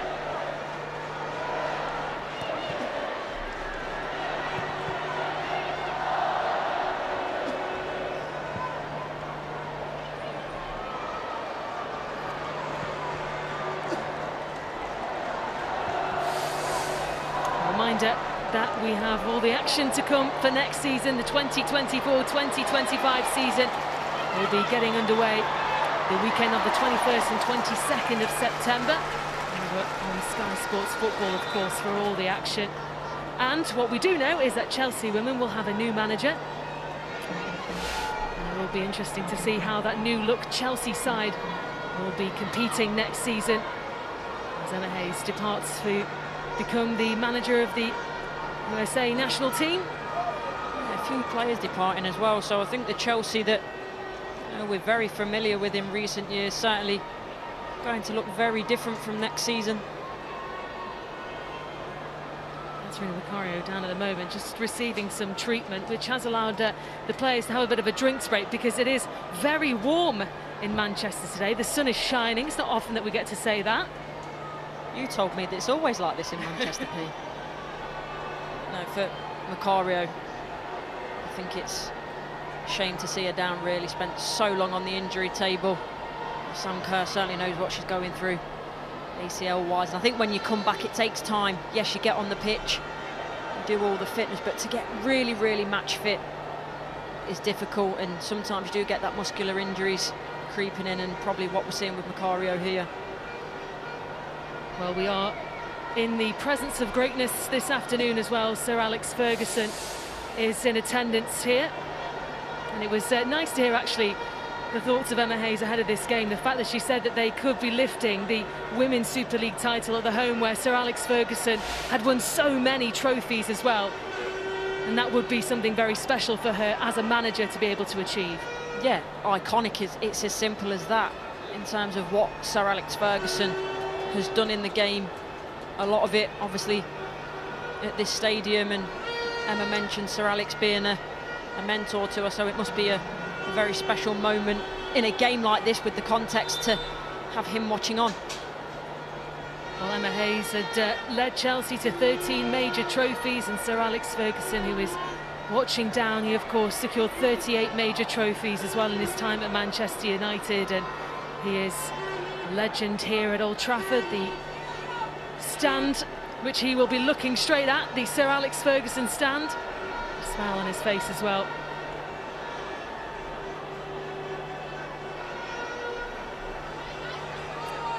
Still to be seen whether Macario is okay to continue. Just seen Aggie Beaver-Jones be called back quite swiftly, so having her ready at least, just in case.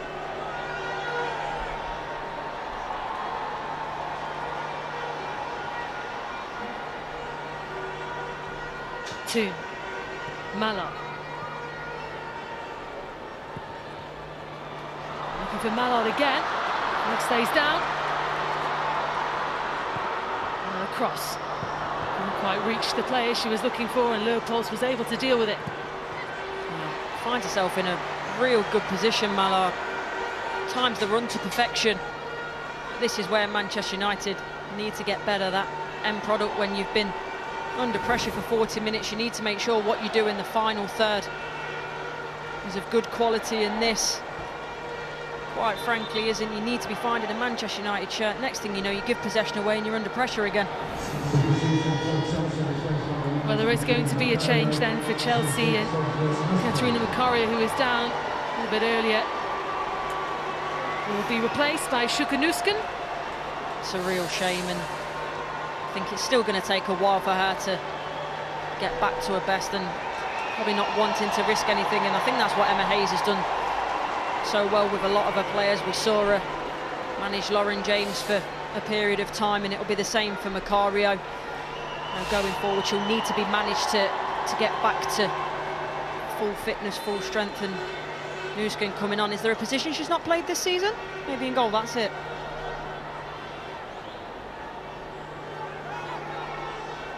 She often likes to score hat-tricks as well when she does score. She'll be hoping for more of the same this afternoon.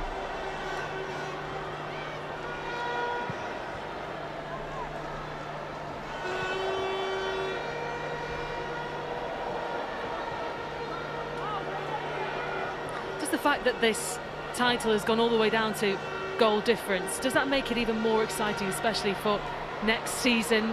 Ramirez just on the attack here for Chelsea, looking to try and get away from Turner, and he pulls it down. Looks to the referee, but she didn't see anything wrong with it. I tell you what, on first thought, I thought that was a penalty. Lovely bit of skill. Puts the ball around one side, runs the other, used that strength, that power that I've spoken about. And for me, it looked like a penalty.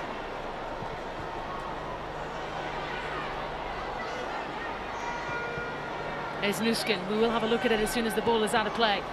Charles.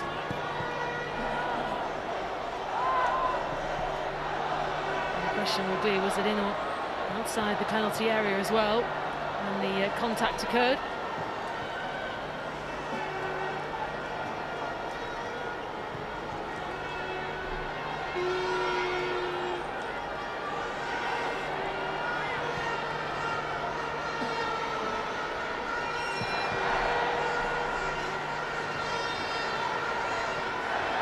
Connery out to Carter.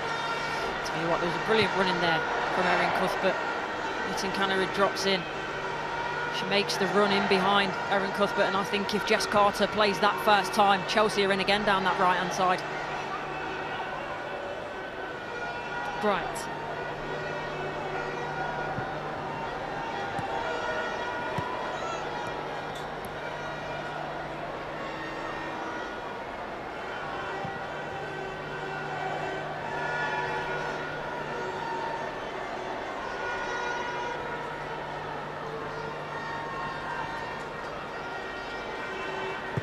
Carter. To Ramirez, who's trying to get away from Turner. Still Ramirez. Shukanuskan gets Chelsea's third. Probably the easiest goal that she'll score. It was an open goal, but Chelsea in cruise control, and surely the title is theirs. By your reckoning, Pete, she likes a hat-trick, so only 2 more to go. But for me, this battle with Ramirez and Millie Turner, I think Millie Turner's fearful because of what's just happened. She probably knows that she could have given away a penalty. But initially, great touch and turn by Ramirez.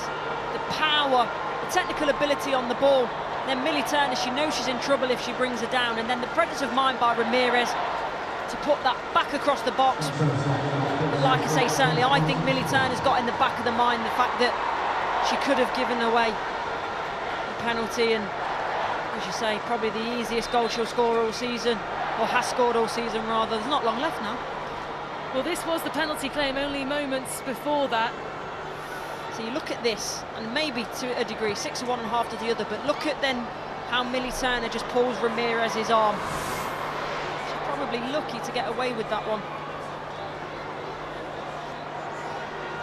That's the thing as a defender, it plays in your mind when you've got a player that isn't scared to run at you, that's got pace, got power, got that strength. It's not the afternoon in Manchester that Millie Turner would want. Well, the Chelsea fans will be hoping that the party can start early. They have done absolutely everything they need to do to try and secure that championship title. Women's Super League champions once again. But Manchester City, they are still in it, but they will need a lot of goals if they are to get back into a fight with Chelsea for the title.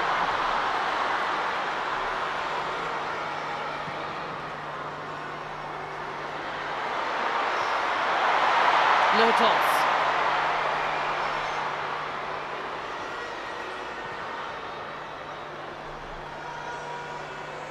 Has this been a flat performance from Manchester United in the first half? Yeah, I think it has defensively. They've not looked good going forward. I think like they're almost running out of ideas at times. It's almost a little bit painting by numbers. There's the movement, there's sometimes the passing, but in terms of the tempo that it's done at, it's just not enough to dislodge Chelsea. So, as I mentioned, it's been a big week for them, winning their first major trophy.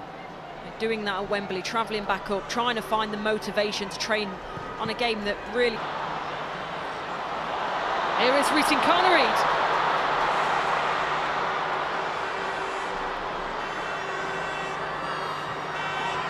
Out to Ramirez. Still Ramirez! Fires it across! Oh, brilliant! How about that?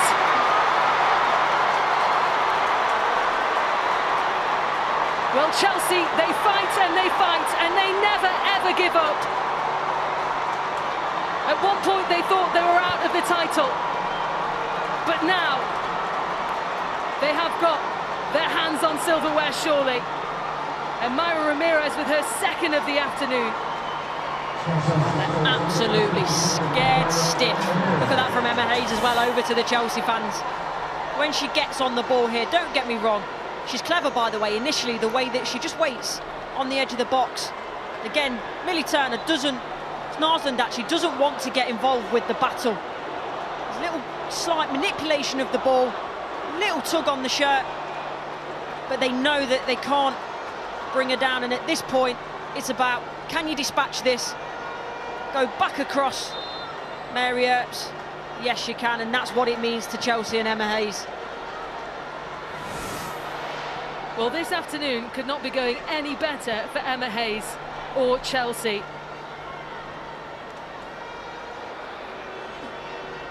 And you have to think as well, because Manchester City players who will be going in at half-time very soon will be hearing of this scoreline.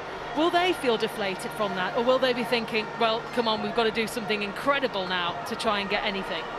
I mean, that's what you have to think, but it's human nature. It would be hard not to go in, knowing everything that's been, knowing that at one point it was in your hands. You were leading in that game at home against Arsenal, to then know that Chelsea are 4 up against Manchester United. You wouldn't be human if there wasn't that slight bit of deflation in the back of your head, but the only thing they have to do is keep scoring goals, trying to believe and hope that, obviously as well, Manchester United can maybe pull a couple back here and change that goal difference again. But it's a big, big ask, Peen. Mallard. They would need something pretty incredible from Manchester United as well to find a way back into this game. They have looked second best throughout the whole of the first half. Chelsea haven't looked fearful at all. They haven't looked nervous at all. They've looked confident, which they have been all season. No, they haven't. Nuskin, right in the thick of it, comes on, scores a goal. And I liked as well in the build-up to this play where she goes forward, she takes almost that number 9 role to allow Ramirez to stand on the edge of the box. So in terms of that movement and occupying defenders, and she's such an intelligent player to be able to play in the range of positions that she does, and she showed it there. Mallard.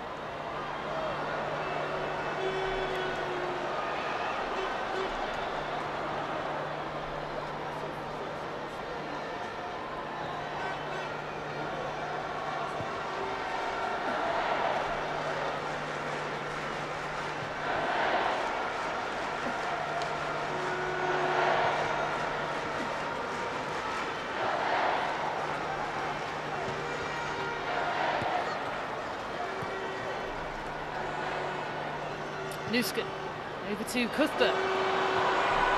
Looking for Ramirez again. Letizia, she does really well there. Ramirez's movement, she points as to where she wants the ball, checks off first and then finds the space, but Letizia does well to get a foot in.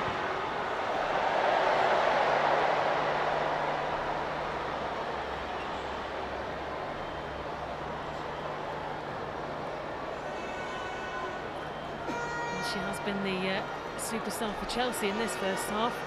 2 goals for Mayra Ramirez on her return to the squad after missing the last 4 games through injury. Well, she is back with a bang and certainly impressing at Old Trafford.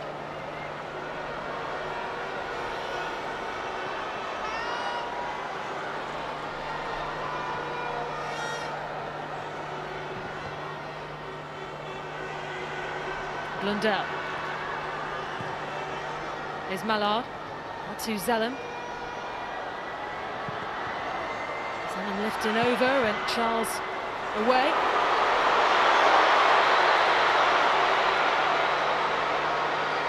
Mallard back out to Riviere.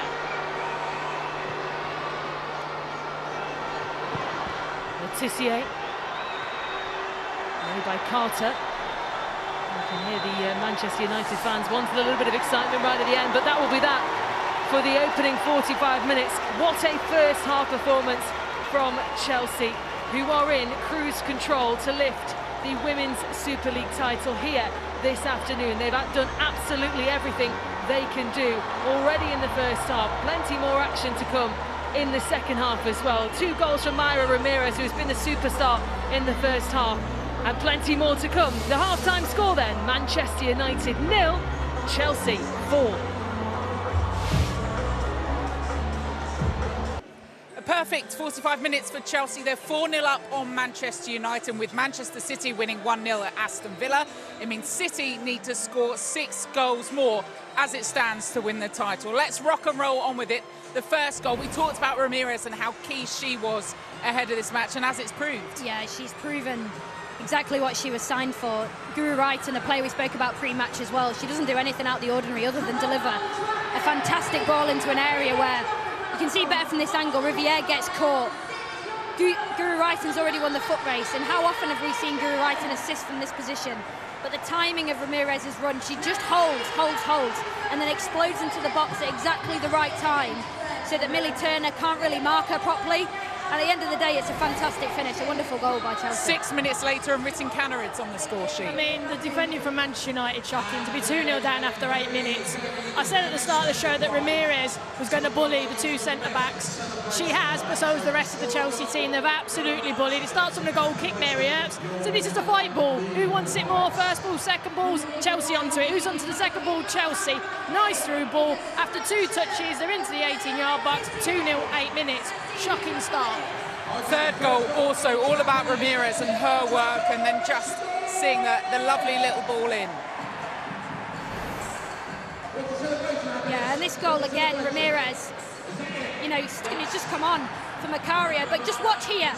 1v1, she pins Millie Turner, she spins her in behind, and the lack of cover that Millie Turner gets from anyone nearby, the holding midfielders, even her centre-back partnership, and then this is just messy from Manchester United. Nuskin obviously gets the shout from Guru Wrighton to nutmeg it, and she will not get. In fact, I would say Millie Turner might not want to watch this whole first half back, but then this goal.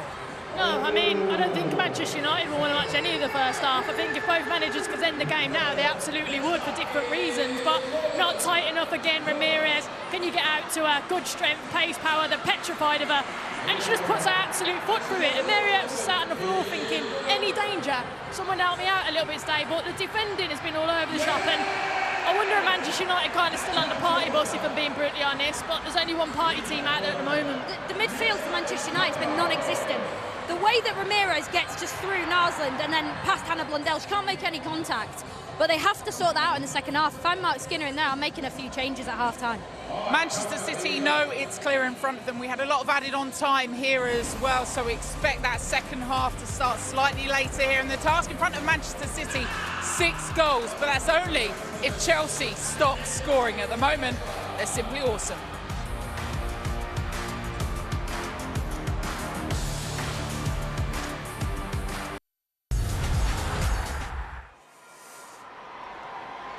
Well, the score may be against them, Manchester United, so they've made a change. Aoife Mannion's come on for Hannah Blundell for the second 45 minutes. Back to your commentary team, Pete Mullenstein and Courtney Sweetman-Kirk.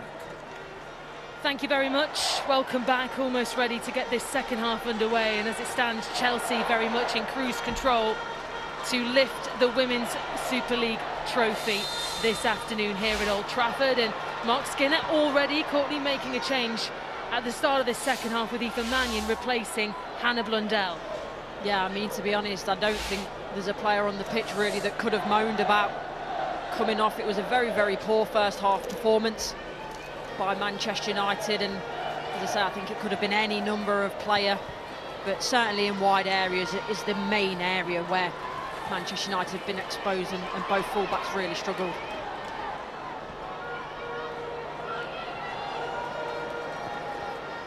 It does mean that Aoife Mannion will go over to the right-hand side, which is where Jade Riviere was playing in the first half, and Jade Riviere over to the left.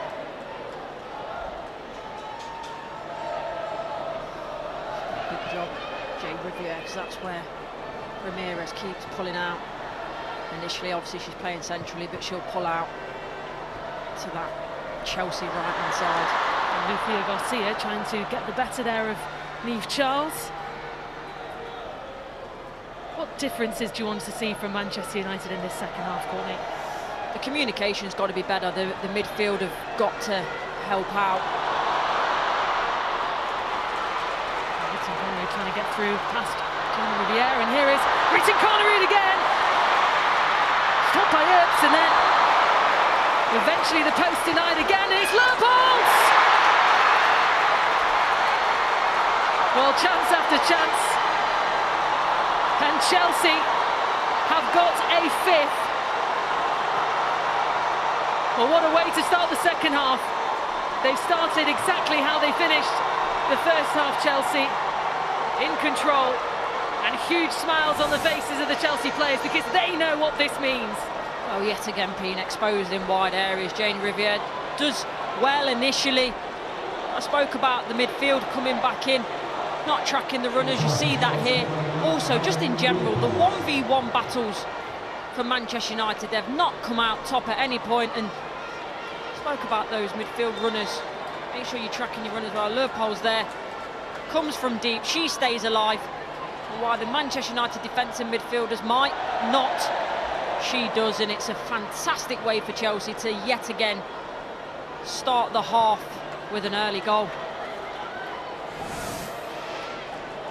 Just under a minute and a half played in the second half, and Chelsea have already extended their lead to 5 goals. This has been an absolute masterclass from Chelsea. This has been everything and more that Emma Hayes would have wanted from her side.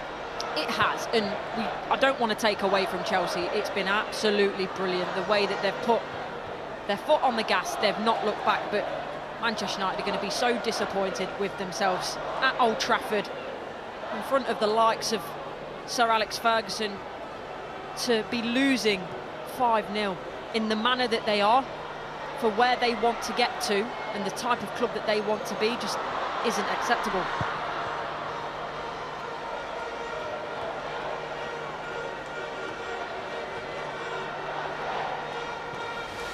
They have been incredibly efficient, Chelsea. Just 41% possession, 7 shots, 6 on target, 5 goals. Not bad at all, is it? Clinical, ruthless.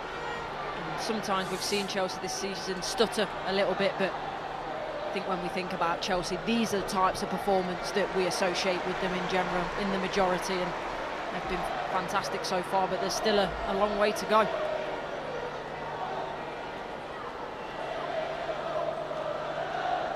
I'm sure she will be starting to feel the excitement as well of knowing that a trophy lift is to come. One final trophy lift for Emma Hayes as Chelsea manager.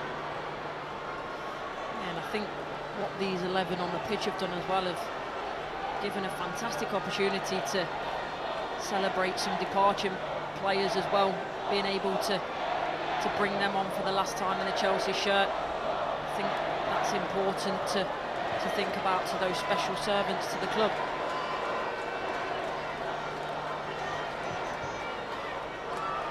There's Nalsant. Mallard. Zellum trying to turn to get away from Leopolds, but ran out of options.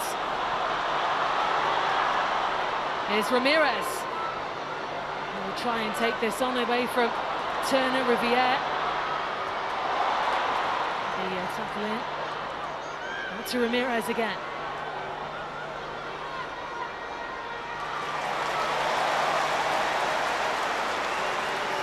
I do have some sympathy with these Manchester United defenders, because the problem is with Ramirez, she can do everything. She can hold it up, she can turn, she can run with the ball at the feet, she can run in behind without the ball, and I'm just really struggling to be able to handle her at the moment.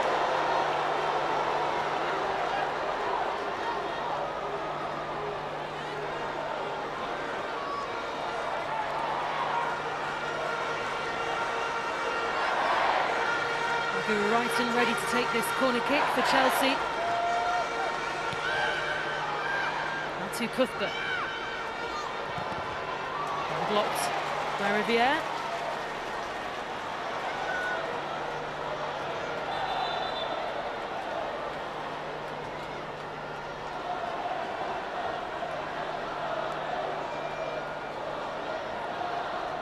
Ramirez looks like she's just suffering with a bit of cramp. She, of course, as we mentioned, only just recently returned from injury as well, so be desperate not to come off as well. We'll certainly want that hat-trick.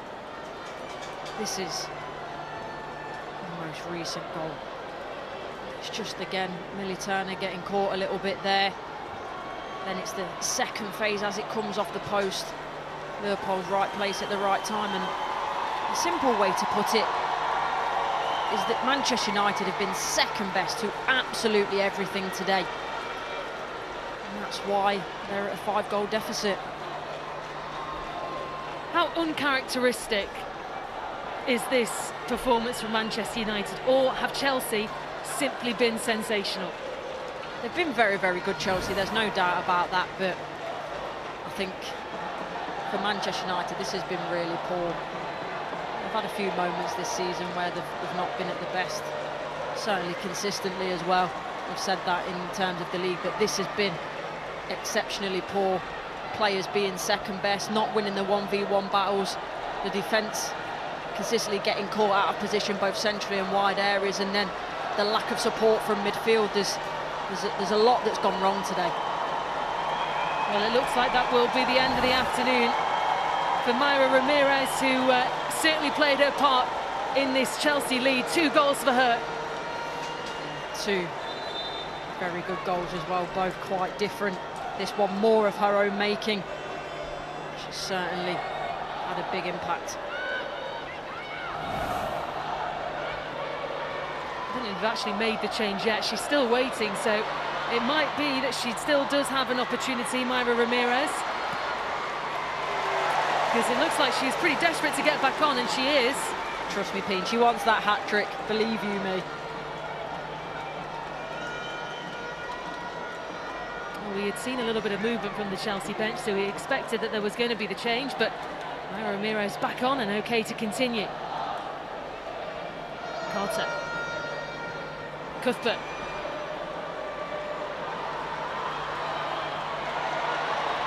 Time forward now, Nelson.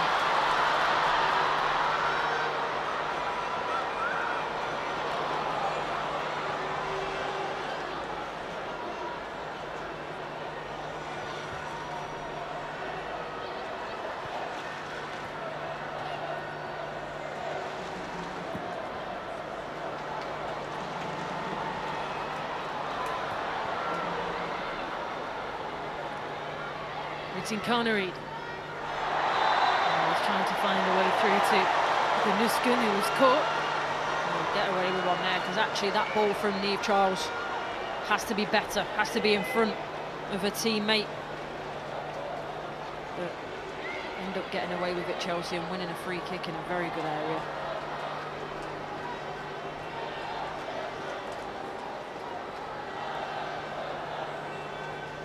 Well, this could be another very dangerous opportunity for Chelsea, and every chance they've had seemed to have found the back of the net.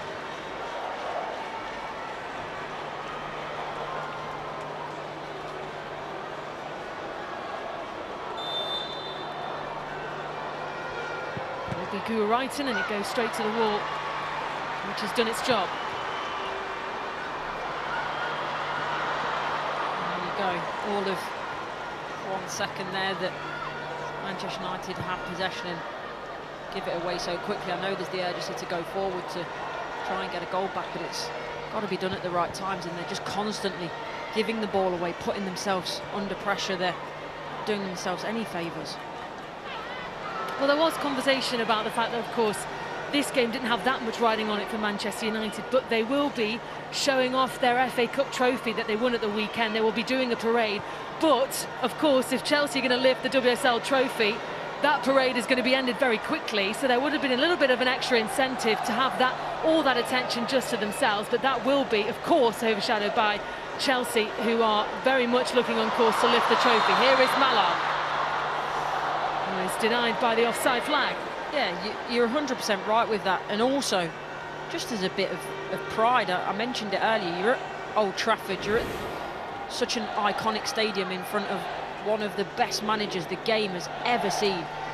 So much history here within this stadium. And yeah, to go down, in my opinion, it looks like without a fight. That's how it looks like. It's not a good way to end the season.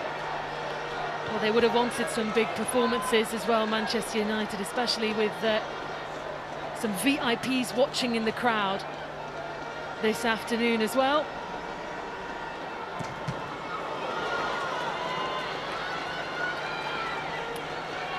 And speaking of VIPs, the England head coach Serena Wichmann is in attendance as well. A couple of England players on show this afternoon. So here are the changes then. Maddie Beever-Jones and Sophie Ingle, the two who will be coming on. And it will be Mayra Ramirez who makes way, and Melanie Leupolz, both who have played their part in the goals. Mayra Ramirez, who has been outstanding this afternoon. Yeah, she really has. And as a former forward, I'm upset for her. She doesn't get to stay on the pitch and try and get that hat-trick, but even at a short time at Chelsea so far, and she's missed games with injury, but she really has made an impact to that forward line.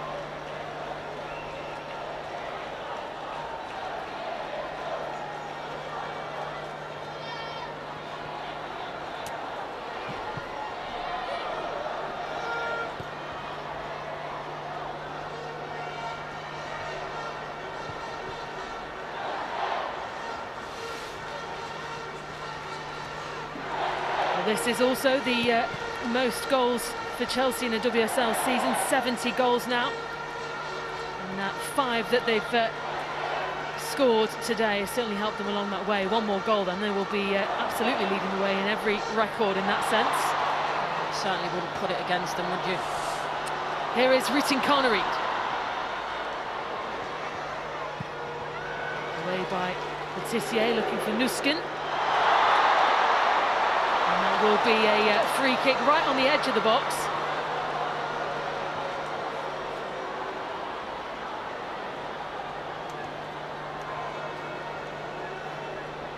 Let's have a look at this one. It's Garcia trying to track back, trying to help her teammates, and we'll just see there's a massive shoulder to shoulder.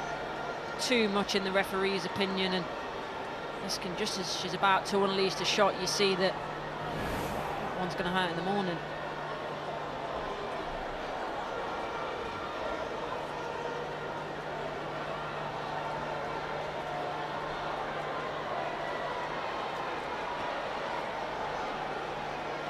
This one is a bit of a conversation, but certainly suits Erin Cuthbert, the right footer, better.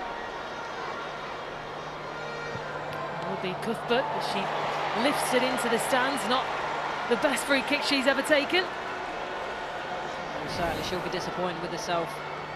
In a good position, or at least try and hit the target, but it was always rising far too high over the wall, and certainly doesn't get down quick enough.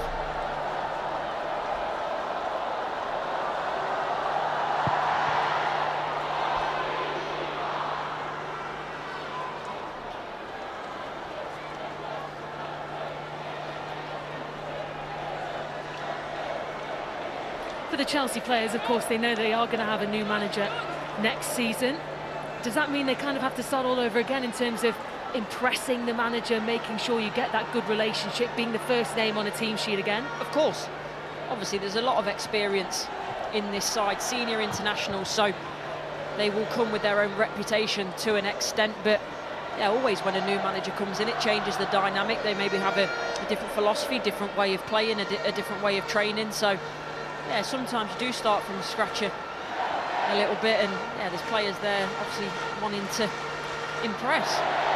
You can see Fran Kirby, who is among the substitutes this afternoon as well. If she does make an appearance this afternoon, her final appearance for Chelsea, she announced that she was leaving the club as well. I think it'd only be fitting. I know there's not always too much room for sentiment in the game, but for everything she's done for the club, it would be nice for her to have that moment in front of the fans.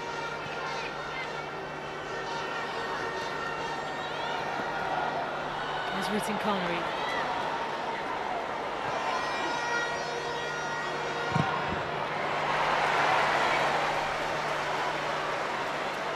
She is Chelsea's all-time leading goal scorer as well. And she will certainly be a big miss. So quite a few big club legends departing this summer from Chelsea. Yeah, certainly. I think the Chelsea we see next season certainly will be a lot different, and maybe for the league as well. I don't know whether that will help, hinder. Not sure. It certainly remains to be seen.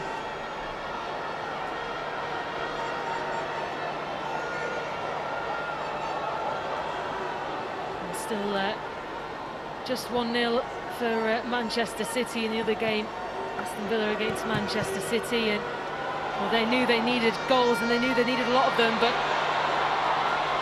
there's an uphill battle now. But here is Aggie Beever-Jones for Chelsea.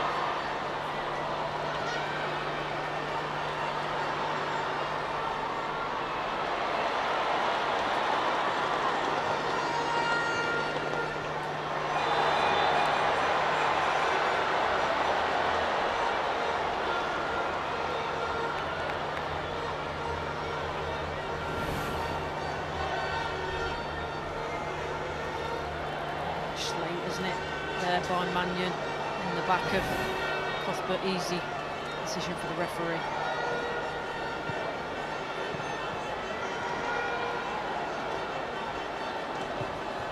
Ingle.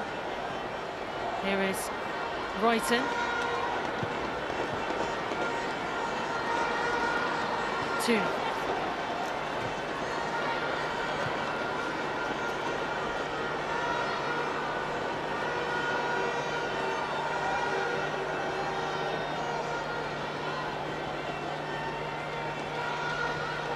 Zellum looking for Mallard. He was just caught there by Carter. The referee spotted it.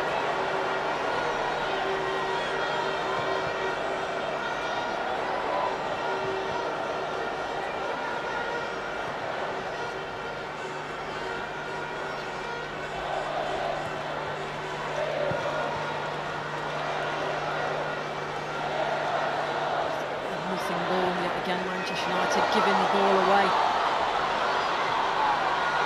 Richard Connery looking for the cross to Beever-Jones.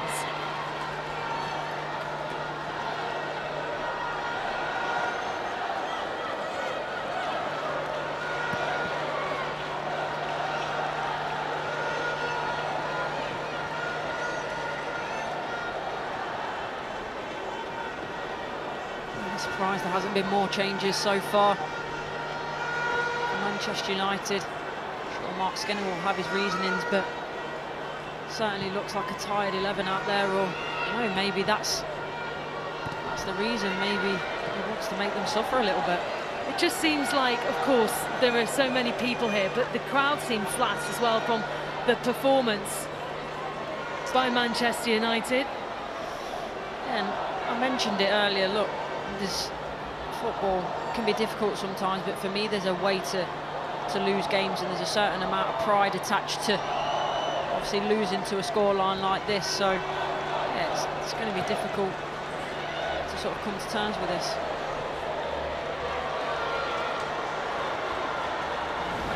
Well, confirmation of another score update, and Aston Villa have equalised against Manchester City, and it's Rachel Daly who scored the equalising goal for Aston Villa.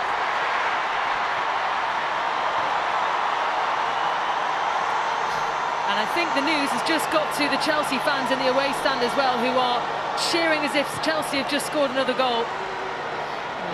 Emma Hayes has just turned around as well, talking to the bench, so I think that the news has certainly got through down there as well.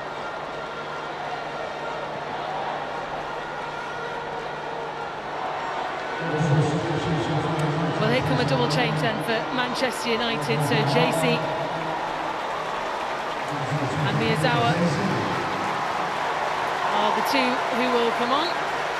Melvin Mallard makes way. And Lisa Nelson as well. Horrible position to be in as a player coming on 5-0 down. It's certainly not a situation you want to walk onto.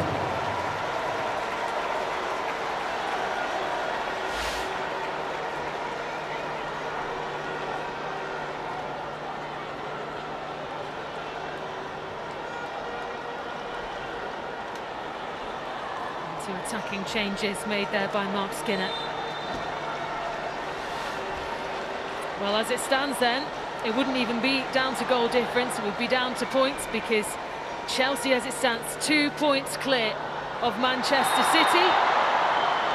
And another free kick in a dangerous position. And it looks like there will be a card as well. Certainly a foul, no doubt in it.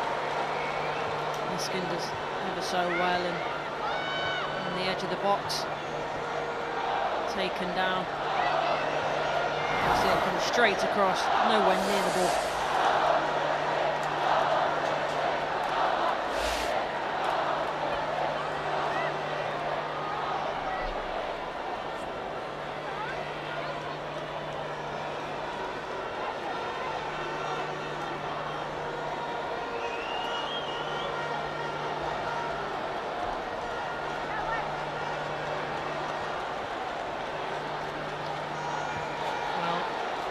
Brighton set to take this, and their eyes will be set on goal. Brighton into the wall this time, and comfortable for Mary Oates, who is looking to send JC on away.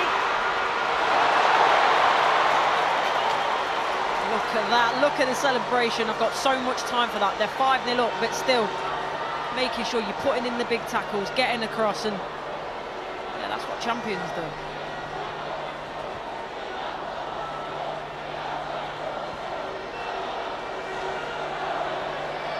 If you're looking ahead to next season, where do Manchester United need to improve on?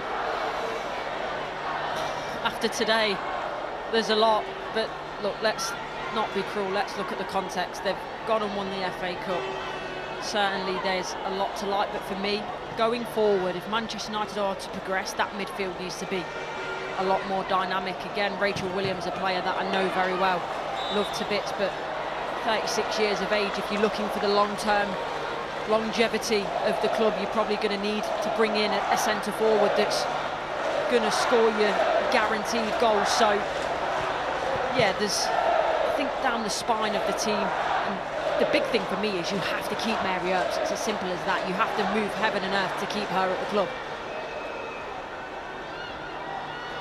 Could be the curse of the new contract signed by Mark Skinner. Signed a new contract yesterday. Side suffering a very heavy defeat at Old Trafford. Not the way he would have wanted to start that new contract. Certainly not, but as I say, that FA Cup, you can't take that away from Manchester United. Fully deserved it. Obviously beat Tottenham on the day, but beat Chelsea on the way as well. So there's a lot of, there's positives to take, but certainly if they want to be competing at the top end of the WSL, there's improvements that certainly need to be made.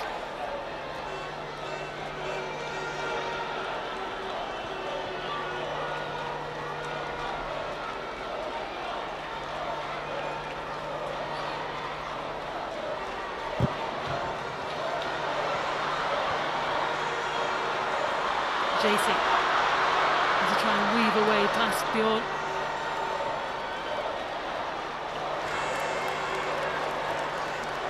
Trying to do too much this afternoon, Natalie Bjorn.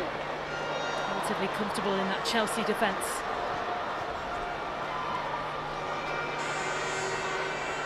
And that, I suppose, has been one of the big differences as well. I can't think of any clear-cut chances that Manchester United have been allowed to have. No, you were saying about Bjorn having a quiet afternoon, and I think the only one that's had a more quiet afternoon is Musovic. I think she's actually had a save to make, because that opportunity where Manchester United hit the bar, she didn't get a touch to, so I can't genuinely remember having her having a save to make, rather. And no shots on target for Manchester United. They haven't had a shot since the 26th minute of this game.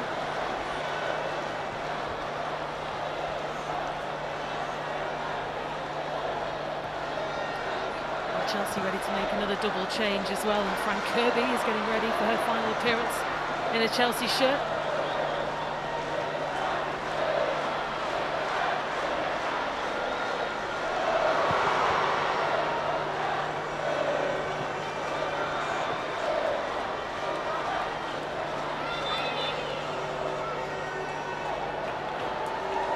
Well, here we go. Here come the double change then for Chelsea, and Ashley Lawrence is on. Guru Wrighton makes way.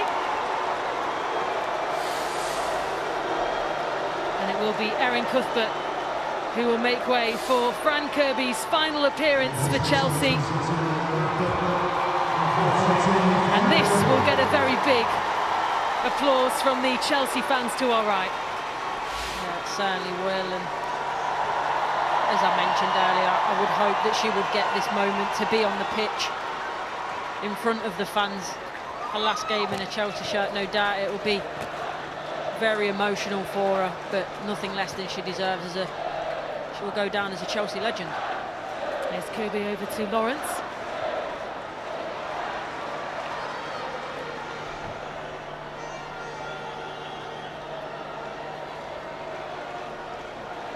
Seen very emotional videos and messages as well, of course, from fans and from Fran Kirby herself. She did a very lovely leaving message for Chelsea when the news was announced that this would be her final game in a Chelsea shirt, and of course a player who has got such a huge legacy for Chelsea as well, and will be hugely missed at the club, I'm sure. Yeah, certainly, and I think you look at the age as well. She was at the club. There's Nusken. Fired across, but Ella Toon blocking the way in. As I was saying, it's I think a very important moment in your life, and sort of her coming of age club for sure. Rightly so, goes over, gets a lovely ovation from the Chelsea fans, and it's not just about the club, it's the part it plays in your life as a whole as well. Lawrence to Ritin Carnery. Wants to test the Manchester United defence again. JC charging forward now. And JC looking over Miyazawa, and it was Musovic who came out early. Musovic does well, doesn't she, on her front foot. First time she's been really called into action. For me, the referee gets that wrong. I think that's a foul on Niamh Charles. Doesn't get called, and obviously Chelsea have to carry on play to the whistle, and Musovic does well.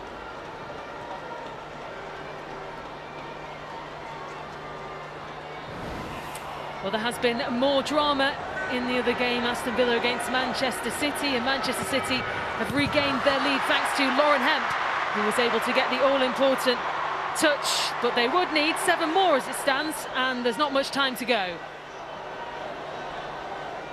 And if they do that, that would be pretty incredible, and I'm sure something that I will never see again in football. Yeah, certainly. I'm glad you're doing the maths, though, because I wouldn't have worked it out that quickly. Well, we have a brilliant team as well behind the scenes that keep telling me what's happening, and I thought if it gets any tighter before the game had started, I was like, I need you on top form, but it's become a little bit easier now, seeing as Chelsea have been in absolute superb form this afternoon.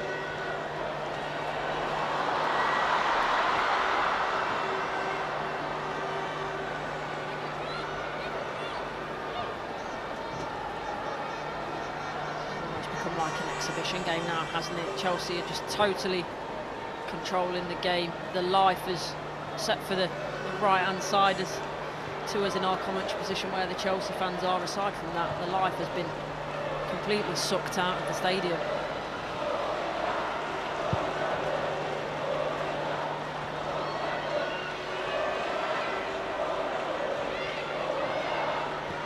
Riviere, back to Letizia.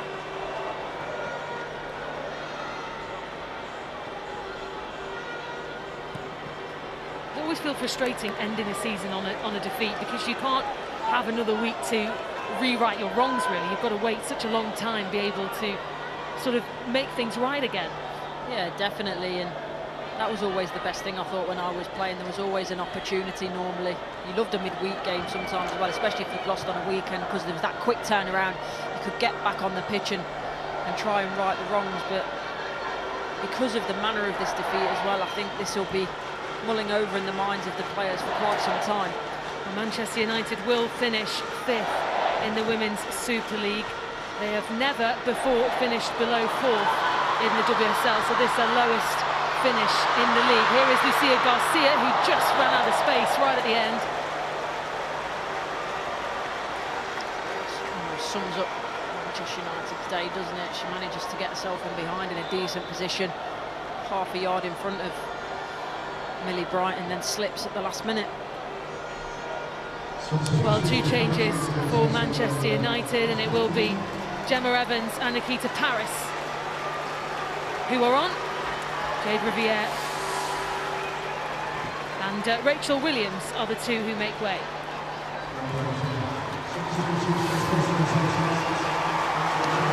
Difficult day for Rachel Williams and all of the forwards, really. They've had no service whatsoever, and it's been a frustrating day for anyone in the forward position in the Manchester United shirt.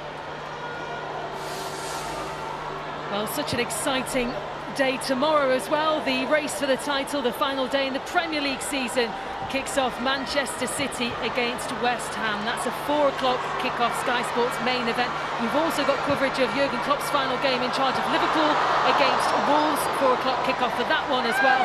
And of course, Chelsea against Bournemouth is tomorrow, 4 o'clock kick-off too. So much drama to look forward to in the Premier League race for the title on the final day tomorrow. But today, it is Emma Hayes' day, and Chelsea set to lift the Women's Super League title for a 7th time, a 5th consecutive time, a record-breaking moment for them as well. Jason.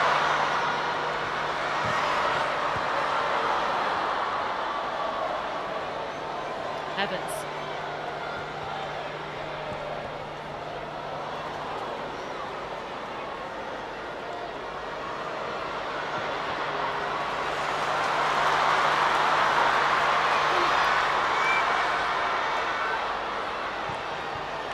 Again, and take a touch.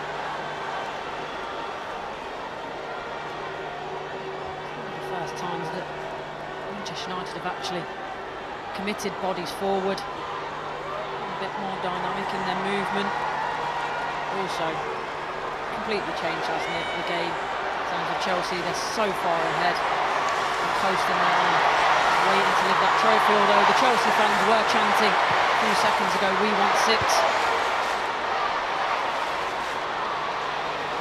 Lawrence going to clear it away.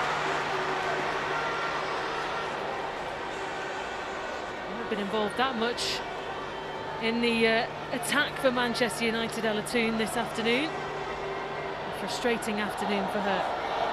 Unfortunate for her, her face sums it up, doesn't it? And to go from the high of last week, scoring an incredible goal in the FA Cup final, to this, it's certainly a bit of a come down.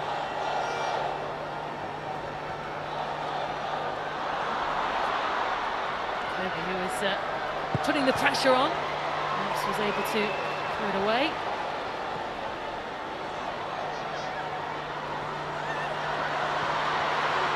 Turn over to Jason.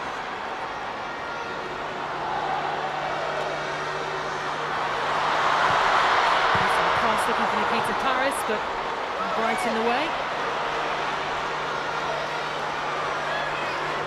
JC again.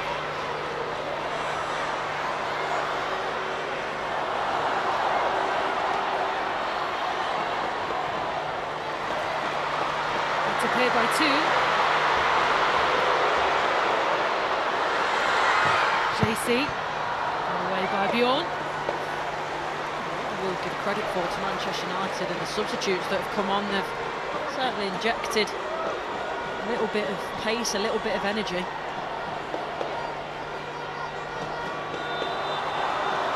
Fires up.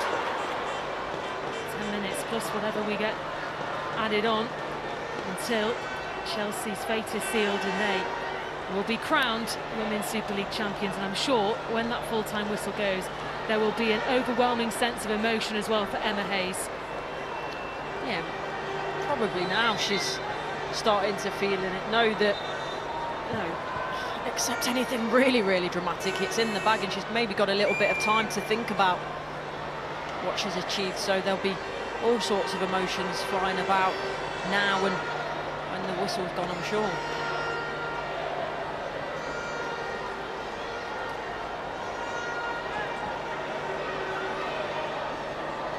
Well, before this game, Manchester United were unbeaten in the last 5 home games. That was since successive defeats against Manchester City and Liverpool. Chelsea have continued their very strong run against Manchester United in the league. Before this, they were unbeaten in all 8 Women's Super League games. That run has been extended to 9, just when they need it most as well. Here is Aguilera Jones.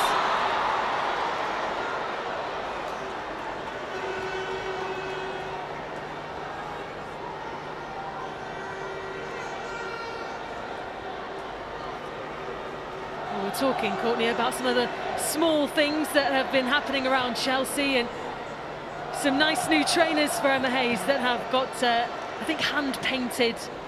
Yeah, I'm a bit of a sneakerhead myself, so when I get down there, I'm hopefully get a chance to ask her where she got them done, so I can. I mean, it won't be the Chelsea players, no affiliation to the team, but maybe I'll find something else to get painted on them.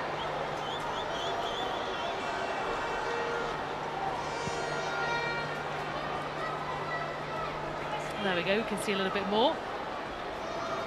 And a couple of familiar faces on the trainers, painted onto the trainers of Emma Hayes. Absolutely box fresh as well.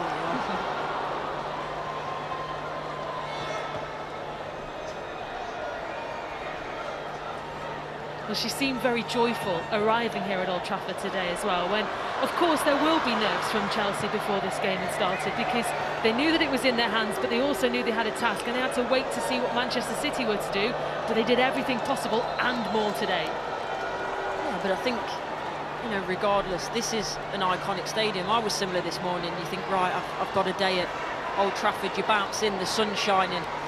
Obviously, there's a lot more on the game for Emma Hayes than there was for me today. But as I mentioned earlier, I think it's important to take that time to enjoy life, to enjoy what you're doing, and yeah, drink in the success that she has had over so many years. So yeah, I'm pleased for her that she felt in that moment that she could enjoy it rather than just thinking about the task ahead.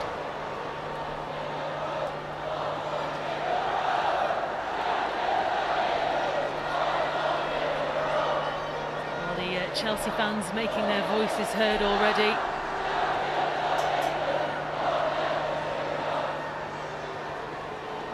They have been on the same side as to where Emma Hayes has been standing watching this game. She will have been able to hear them loud and clear. There's Lawrence. She's got options, and Fran Kirby takes over.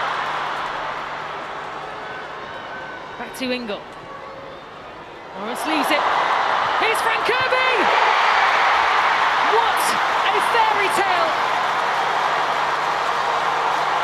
In Fran Kirby's final game for Chelsea. That a goal that will have wrapped up the title. And just how much it means for Fran Kirby, for Chelsea. This team is unstoppable. I love it. It's made me a little bit emotional, to be honest. For Fran Kirby to have that moment, it was almost written, wasn't it, for her to be able to come on, Chelsea be 5-0 up and sign off with a goal in that celebration with her teammates, with the fans. That's, I think, the reasons why people love football, why they watch it, why they're so invested in it, because it's not just about the game, it's about the people, it's about the players and what it means to everyone. And yeah, that was a lovely moment, but also a wonderful goal, by the way. I think Lawrence initially, when she picks this up, does very well with the touch. Then this ball, the third man run, the fact that Lawrence leaves it, and then Fran Kirby does so well. How many times have we seen this through her Chelsea career? Calm and composed, slots it in the back of the net past Mary Earps. There's Paris.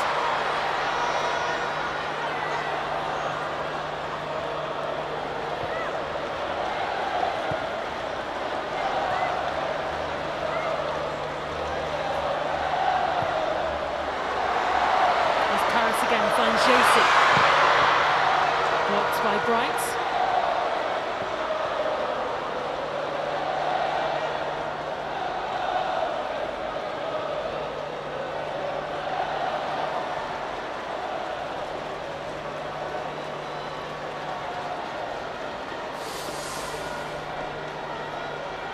Well, there you go. You can see Chelsea's all-time top goal scorer, 116 goals. What a way to end her Chelsea chapter. That also means that Chelsea are leading the way in terms of the amount of goals scored in a WSL season. Great finish to this, the initial touch outside of her right foot, just to set the angle up, and then opens her body out. Back across Mary Earps. Wonderful finish.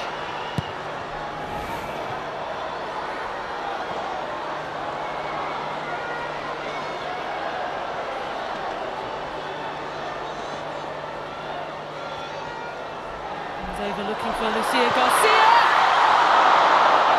who had her sights set on goal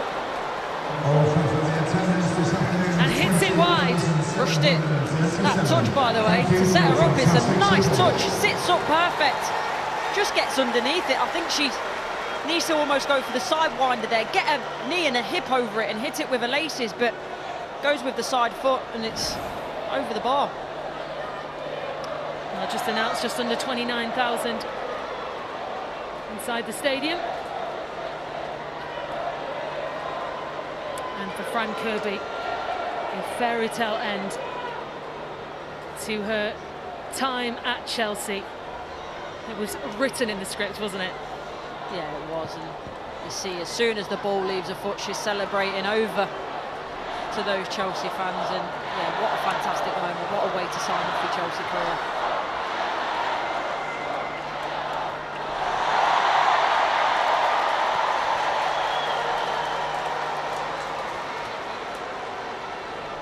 Eva Jones keeps going for Chelsea. Eva Jones across and away by Evans.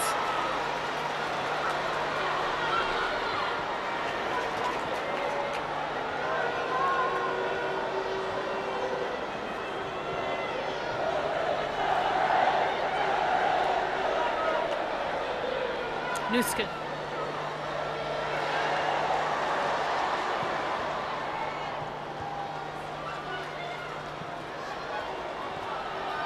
By Garcia, but Bright can collect and send it away.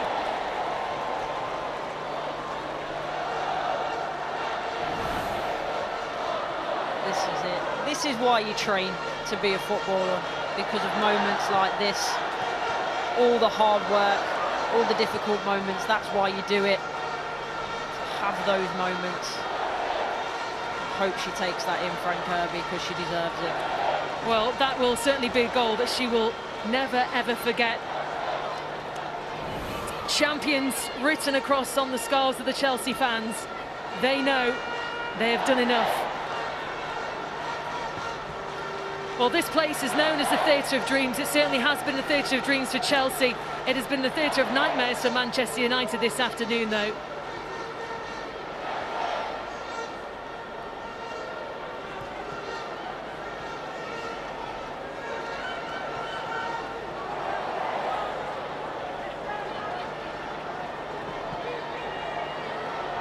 Into 5 minutes of added time. I think it's 5 minutes Manchester United could do without.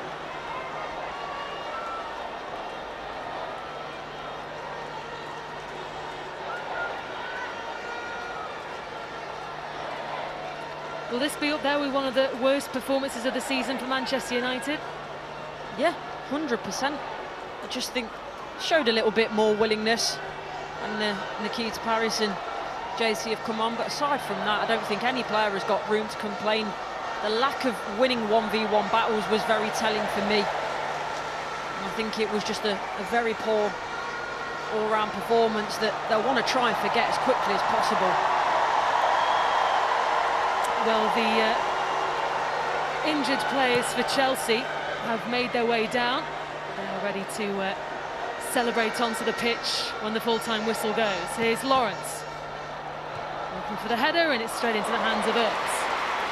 The physios and the doctors will be making sure they're not running on the pitch, I'm sure.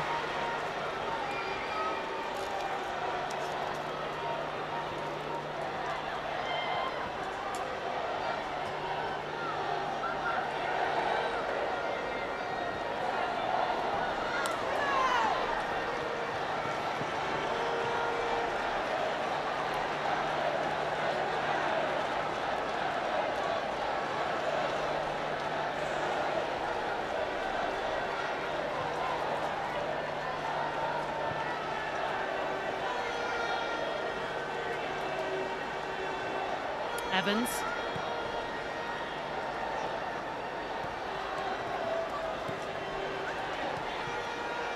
Engel over to Nusken.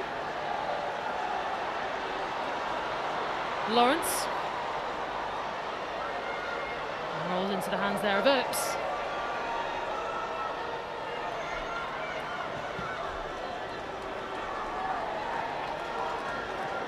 JC.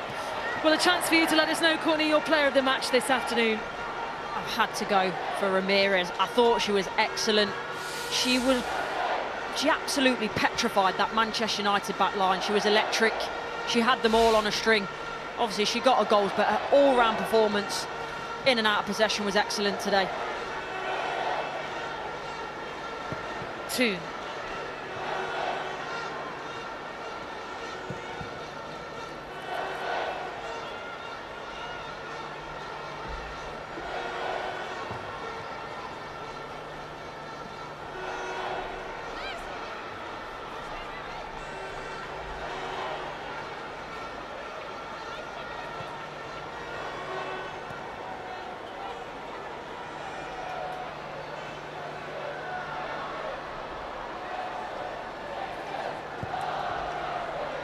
Bright, clear the Manchester United chance away.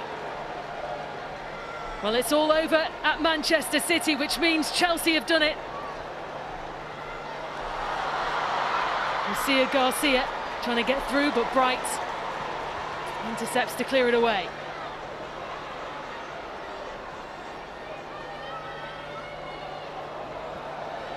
And if the scoreline hadn't confirmed it already for Chelsea, the fact that the Manchester City game is all over now has absolutely confirmed it. Chelsea are champions.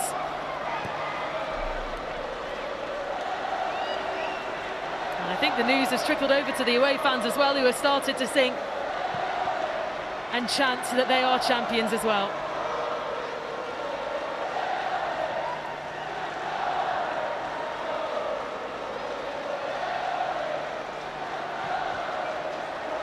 There's Rutin Connery.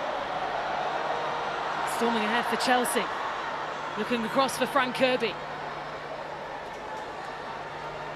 Leaves it now for Beaver Jones. Beaver Jones, who was trying to go on the near side. It was a good save by Mary Earps. I'll tell you what, they might be just about to win the title, but that competitive nature still doesn't change. Frank Kirby was absolutely livid that Aggie Beaver Jones didn't pull that ball back to her just then, and she's right, she was in the far better position. Well, look at that. Emma Hayes, the Chelsea substitutes, they all know it.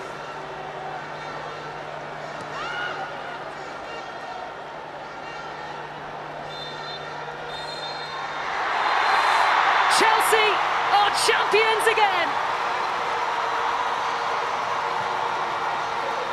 In the final game for Emma Hayes as manager of Chelsea, she bows out in style, and Chelsea have done it in style. 6 goals. They knew exactly what they needed to do. They fought and they fought. They never gave up. This is the moment for Chelsea. They thought they were out of it at one point. And then, as luck would have it, they were right back in the race, this tightest of title races. They did everything and more they did today. And Chelsea are confirmed champions of the Women's Super League for the 7th time, a 5th consecutive time. An incredible story for Chelsea, and deserved winners, Courtney.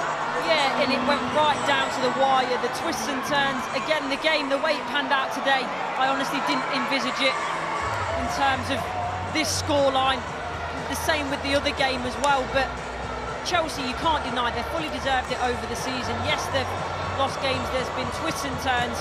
You thought Man City were going to win it after Chelsea lost to Liverpool. But this is why we love football. It's so unpredictable. You try and predict it, you know, do the job that I do, and a lot of the time you look foolish because it's just so difficult to. But yeah, fair credit to Chelsea. Emma Hayes, when it got tough, when their backs were against the wall, they stood up, they were counted, and they showed why they are champions year after year after year. That mentality, that character to be able to come back when they were written off. Yeah, it's been excellent, and what a way to obviously send Emma Hayes off to America. Well, this will be a huge and very emotional moment for Emma Hayes. Of course, there are other players leaving Chelsea as well. Frank Kirby, Maren Mielder. They will be lifting another Women's Super League trophy, another time in their history as Chelsea players, as Chelsea manager as well. What an afternoon for Chelsea. The full-time score, Manchester United 0, Chelsea 6. Chelsea are champions. Peen, Courtney, thank you. We're down on the pitch in the melee at the moment. Manchester United and Chelsea fans craning to see a picture, get a picture with the Chelsea fans, with their champions as well. Chelsea players dancing in front of that away end. Some 10 minutes before full time, they were waving their flags and their shirts above their head, cheering champions, champions, champions. Emma Hayes was lapping it up as well, telling them the score, holding up her hands and applauding. Izzy Christensen, Karen Carney. Karen, what a moment, not just for Emma Hayes, but let's focus on Fran Kirby for a moment. When she scored that goal, Emma Hayes was already celebrating. Yeah. She ran over to those Chelsea fans and just held that badge, held her hands up. Look, I think it was the perfect moment, wasn't it, for Frank Kirby? But you're right, the manager Emma Hayes celebrated before she even kicked it. She had that much faith in it. But I think today showed the golf and the class, why they are champions, why they've won it 5 seasons in a row now, why Emma Hayes is where she is and the players that they have. And it's all down to her, the squad, the staff. I asked someone at the end, how many staff members does Chelsea have? And he said 65. Wow. This is an army, and that's the reason why they are the best. And she talks about that with Embrace for Paul Green there. You see Sophie Ingle in the background. These are players and people, the family she talks about, that have been with her over those trophies, over these years, isn't it? Yeah, and Emma Hayes and her staff that Karen was alluding to, you know, they're very selective about their recruitment, but when they bring players in, they stay and they build these champions and these warriors, and it becomes like clockwork. And we thought this was going to be tight today. I thought this was going to be tight. We thought that we might have, you know, a Premier League Aguero moment, a goal in the last minute. Absolutely not. Look at the way that Chelsea applied themselves in minute 1. They absolutely blew Manchester United away, and Kaz is spot on with the golfing class. And Manchester United, you know, a bit of big week for them, but these are the champions, and they're champions for a reason, and they showed exactly their class today.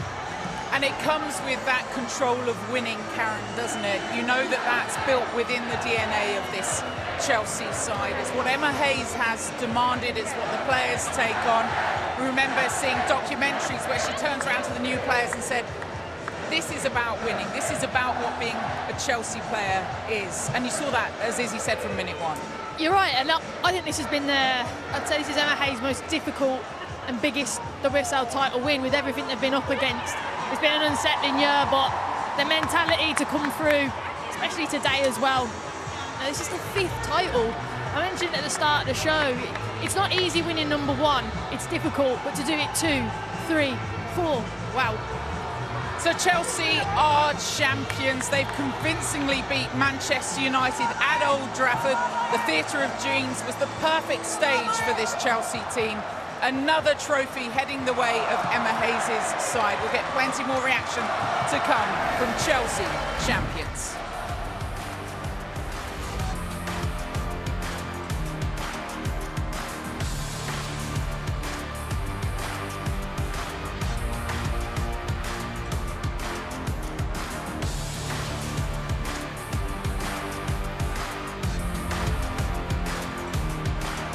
Now enter the champions Chelsea. The champions are doing what champions do. Capital class.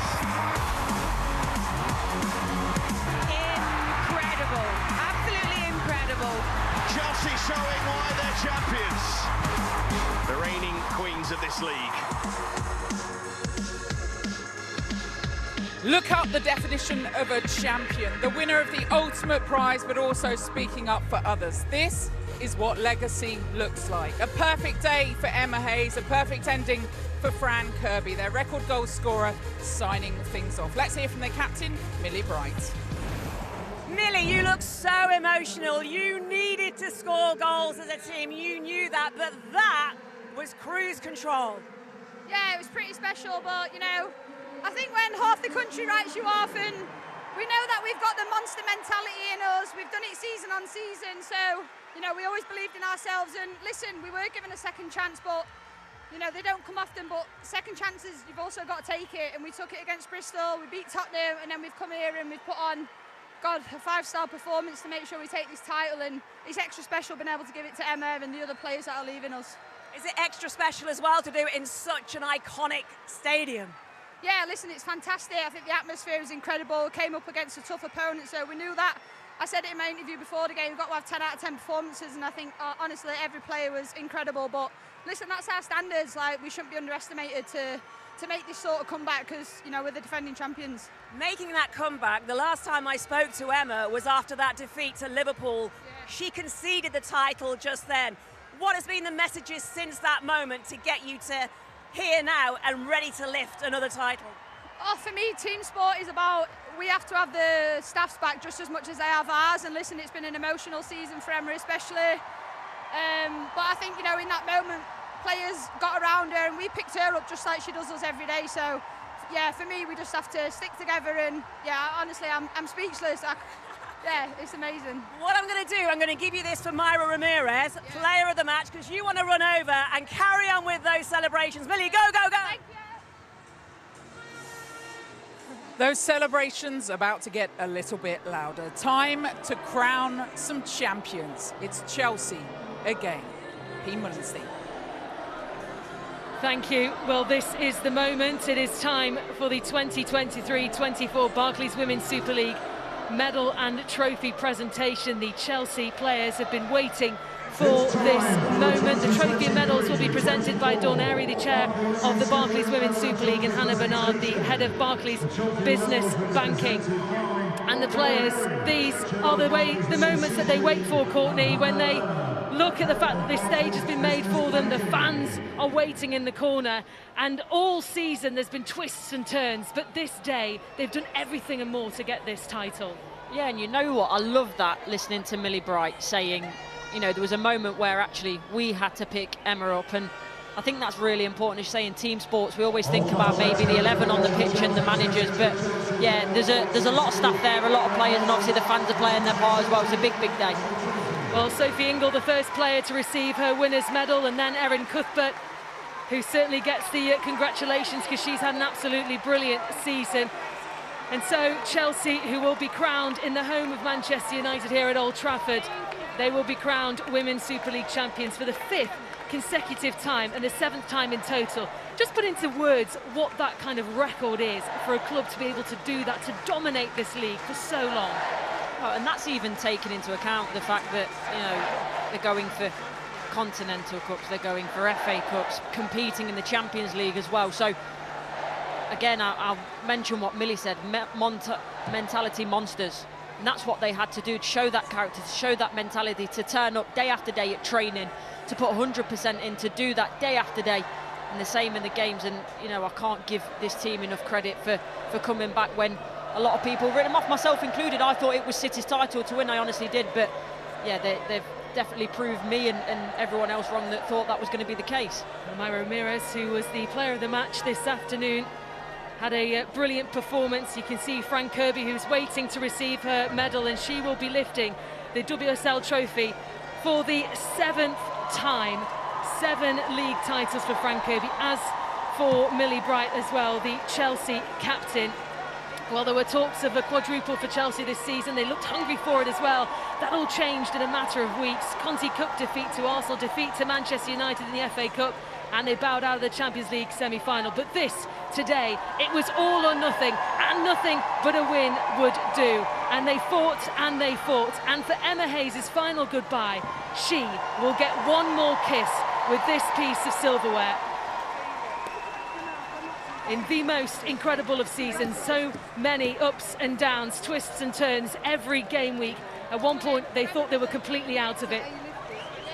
But think again. A 7th title to add to the cabinet, but the lift of this trophy will feel extra special. Chelsea are champions again.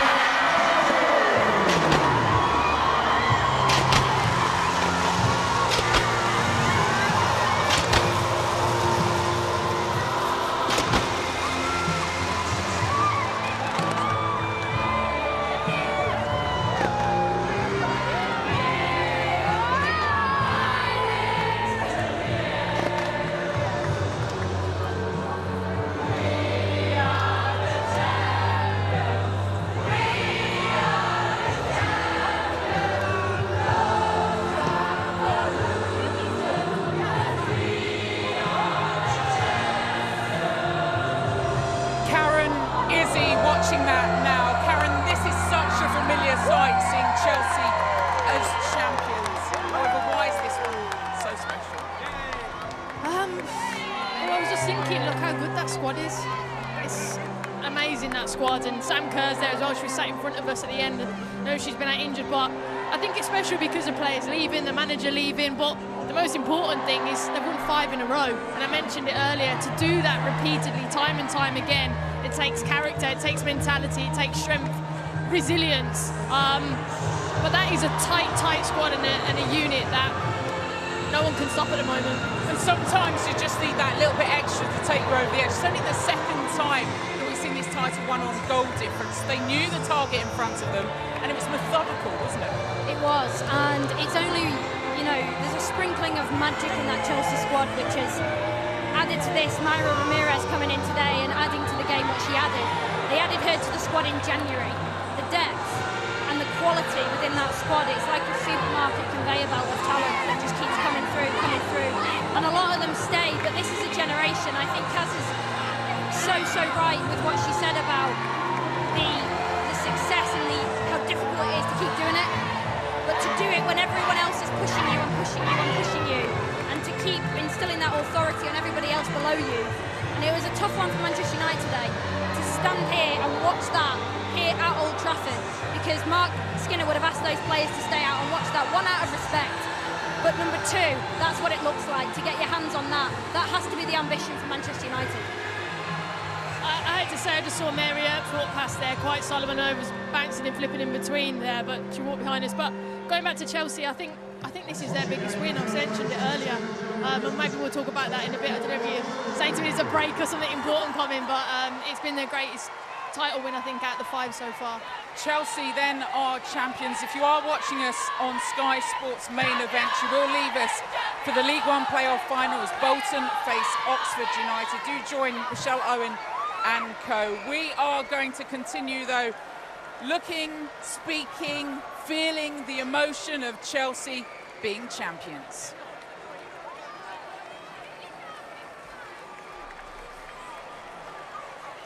Look at the names on the back of the shirt. You're right, there's Piva Jones. She'll see through that. She didn't get through anything this season.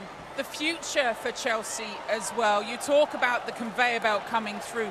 But it's not just about Emma Hayes leaving and not leaving them in a position where they've got strength.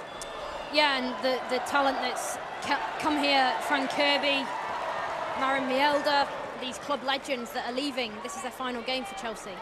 But then the players coming through. Lauren James didn't even get on the pitch today. Aggie Beaver-Jones, you're looking at Emma Hayes leaving a framework in place for future success and handing on the baton to whoever comes in next for Chelsea to say this is the standard, these are the levels. We heard Millie Bright speaking about it at the end of standards. There is something very mysterious about that Chelsea team. You can't quite put your finger on why, because even when they play badly, they still win football matches. And to come here against a team, the FA Cup champions, to beat them 6-0, it's unbelievable. I'm speechless. When Emma Hayes speaks about the future for Chelsea, this club, she's already demanding that they get that voice, that they're still having that voice within the club to keep pushing forward and boundaries. Any manager that comes in, this squad, are they champions to go again? Is that DNA tattooed now? I actually said to you, I think, I don't know when it was a bit of a poison chalice, whoever was following, because how do you improve on a team that's won 5 WSL titles back-to-back? The only thing that you can probably do is go and win the Champions League and the WSL title. So Emma Hayes has left a magnificent squad. You are also defined how you leave it. I think she's left it in a very, very strong place. But the manager is a differentiator. It really is. And I know it's been difficult this year. Personally, she lost her dad, and sometimes that has probably affected the group, and her announcement as well, leaving, has put unsettlement in there. But she's a difference, the manager. Well, let's hear from some of that Chelsea talent. Juliet Farrington is down on the pitch, getting some reaction. Niamh, congratulations. What a place to win another title, being the Liverpool fan that you are, but here at Old Trafford. Yeah, it's incredible. It's a proper special day, and the fans, the amount of fans that we've had here and the noise that they've created, I'm so proud to play for Chelsea, and I'm so proud of the team this year. It's a proper special one. You've really had to dig in, but you knew goals would always make the difference. That was a phenomenal performance. Yeah, it was. I think we knew coming in we just had to focus on what we could control and winning the game first and foremost. And I think it's what Chelsea's about. It's showing up when it matters, and I'm so proud, and I'm also really relieved as well. Emma was saying before the match how good it would be to lift the title here. When you look at the banner of Sir Alex, 26 years, the impossible dream made possible 2 weeks ago. There she goes, 2 weeks ago. It didn't seem possible. Yeah, I mean, I don't think we ever completely lost hope, but for sure we were disappointed. We'd sort of let it go out of our hands, but yeah, we were grateful when it came back, and it's crazy how this sport works. And yeah, thankfully, I know Emma kept saying it, if you get given a second chance, make sure you don't need a third, and thankfully we took it. You took that second chance. I'll let you carry on with the celebrations. We can hear them loud and proud.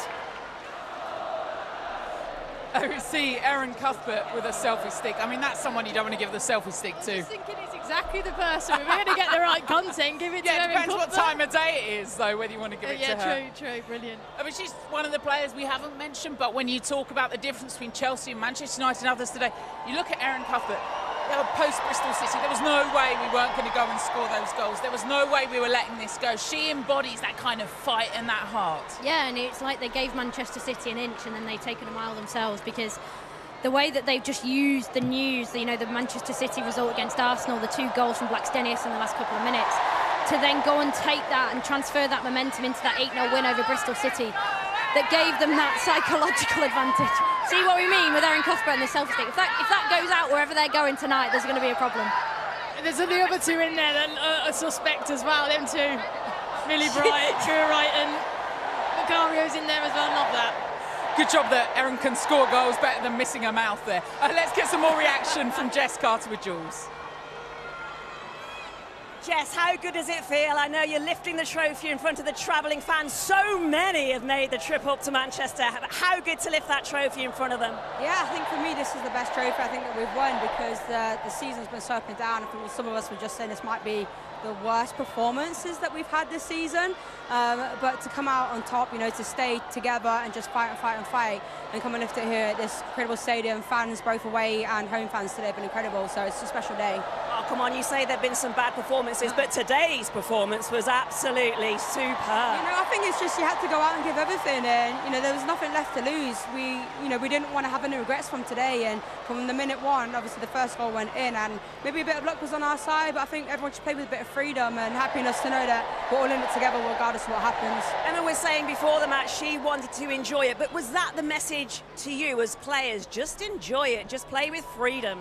Yeah, for sure. I think obviously we were disappointed when we lost to them in the FA Cup, and we knew that we had to come and be better and be more physical and not lose our battles, and obviously I think that's what we did today. And then yeah, the message was to just go and have fun. Erin's got the selfie stick. She's looking dangerous. Shock, always making it about her. Oh, she's passed it on. But anyway, look, I don't know if you've done that whole trophy lift in front of the fans. You seem to be waiting patiently. If you haven't, go and grab that trophy. Great, thank you so much. Nice one, Jess. There's another player, Jess Carter, today in particular, she just shone. She barged someone on the far side. I think it was 5-0. I think they were talking about it in comms, and it was like, yes. It was like, you're 5-0 up, and there's just like no goals conceded. We go on again, and even in her interview there, it's not been our best season. It's not been good enough. The semi-final FA Cup loss is ingrained. They do not lose. They don't like losing. That's why they win. That mentality. I don't know. It's whether it's. How is it? It's processes that they've got in place. I was just trying to put my head together and think, how do they keep doing this? And if we do get Emma at the end, I need to ask her, how do you keep doing this? I know she's going to go and move on to a bigger challenge, but number one is motivate the team. Of course, players have to be intrinsically motivated. You've got to want to win. And when you sign for Chelsea, there seems to be a framework that you have to adhere to, the standards that you set, that's led by Millie Bright, Magdalena Eriksson over previous years, and now the other leaders in the team, Niamh Charles, Erin Cuthbert, Natalie Bjorn's come in and been a leader. It's about transferring those skills, and it just seems like they came here today so trusting in their processes that they were convinced they were going to get the job done. It was just a question of how and when. I love Emma's sister there, you know, like a sister love. You've got some makeup under your eyes, let me sort it out. You know, like they always jump in, big sisters and little sisters all at the right time. That's what she's spoken about missing so much this week. She knows the Chelsea family, her family who followed this team up and down the country. She's talked this week about them still making that journey because they, first and foremost, are Chelsea fans, and Chelsea repaying that love. We will talk more about Chelsea champions on another hazy day.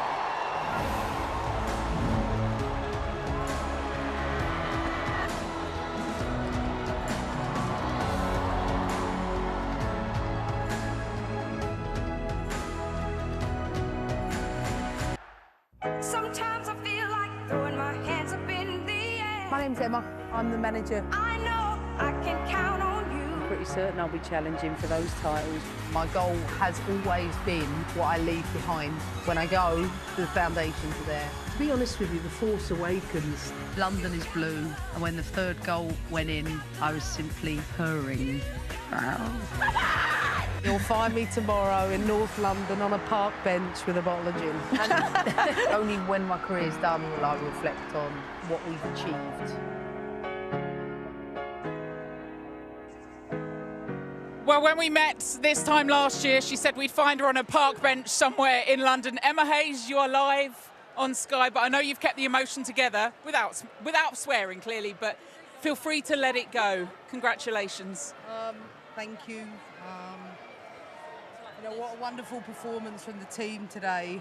You know, I picked a team of leaders from the beginning, and I felt that it was absolutely essential. We had the emotional maturity and regulation for a stadium as fitting as this, and I thought that was, look, we've lost a lot of players this year, so to have the likes of some of them back today was just an amazing performance. Yeah, Millie said it, a couple of the players we've interviewed said this was your toughest title to win. Yeah, I can't say it's my most enjoyable, but it's definitely been the toughest, without doubt, and for that reason, probably the sweetest, but I'm just so relieved it's over.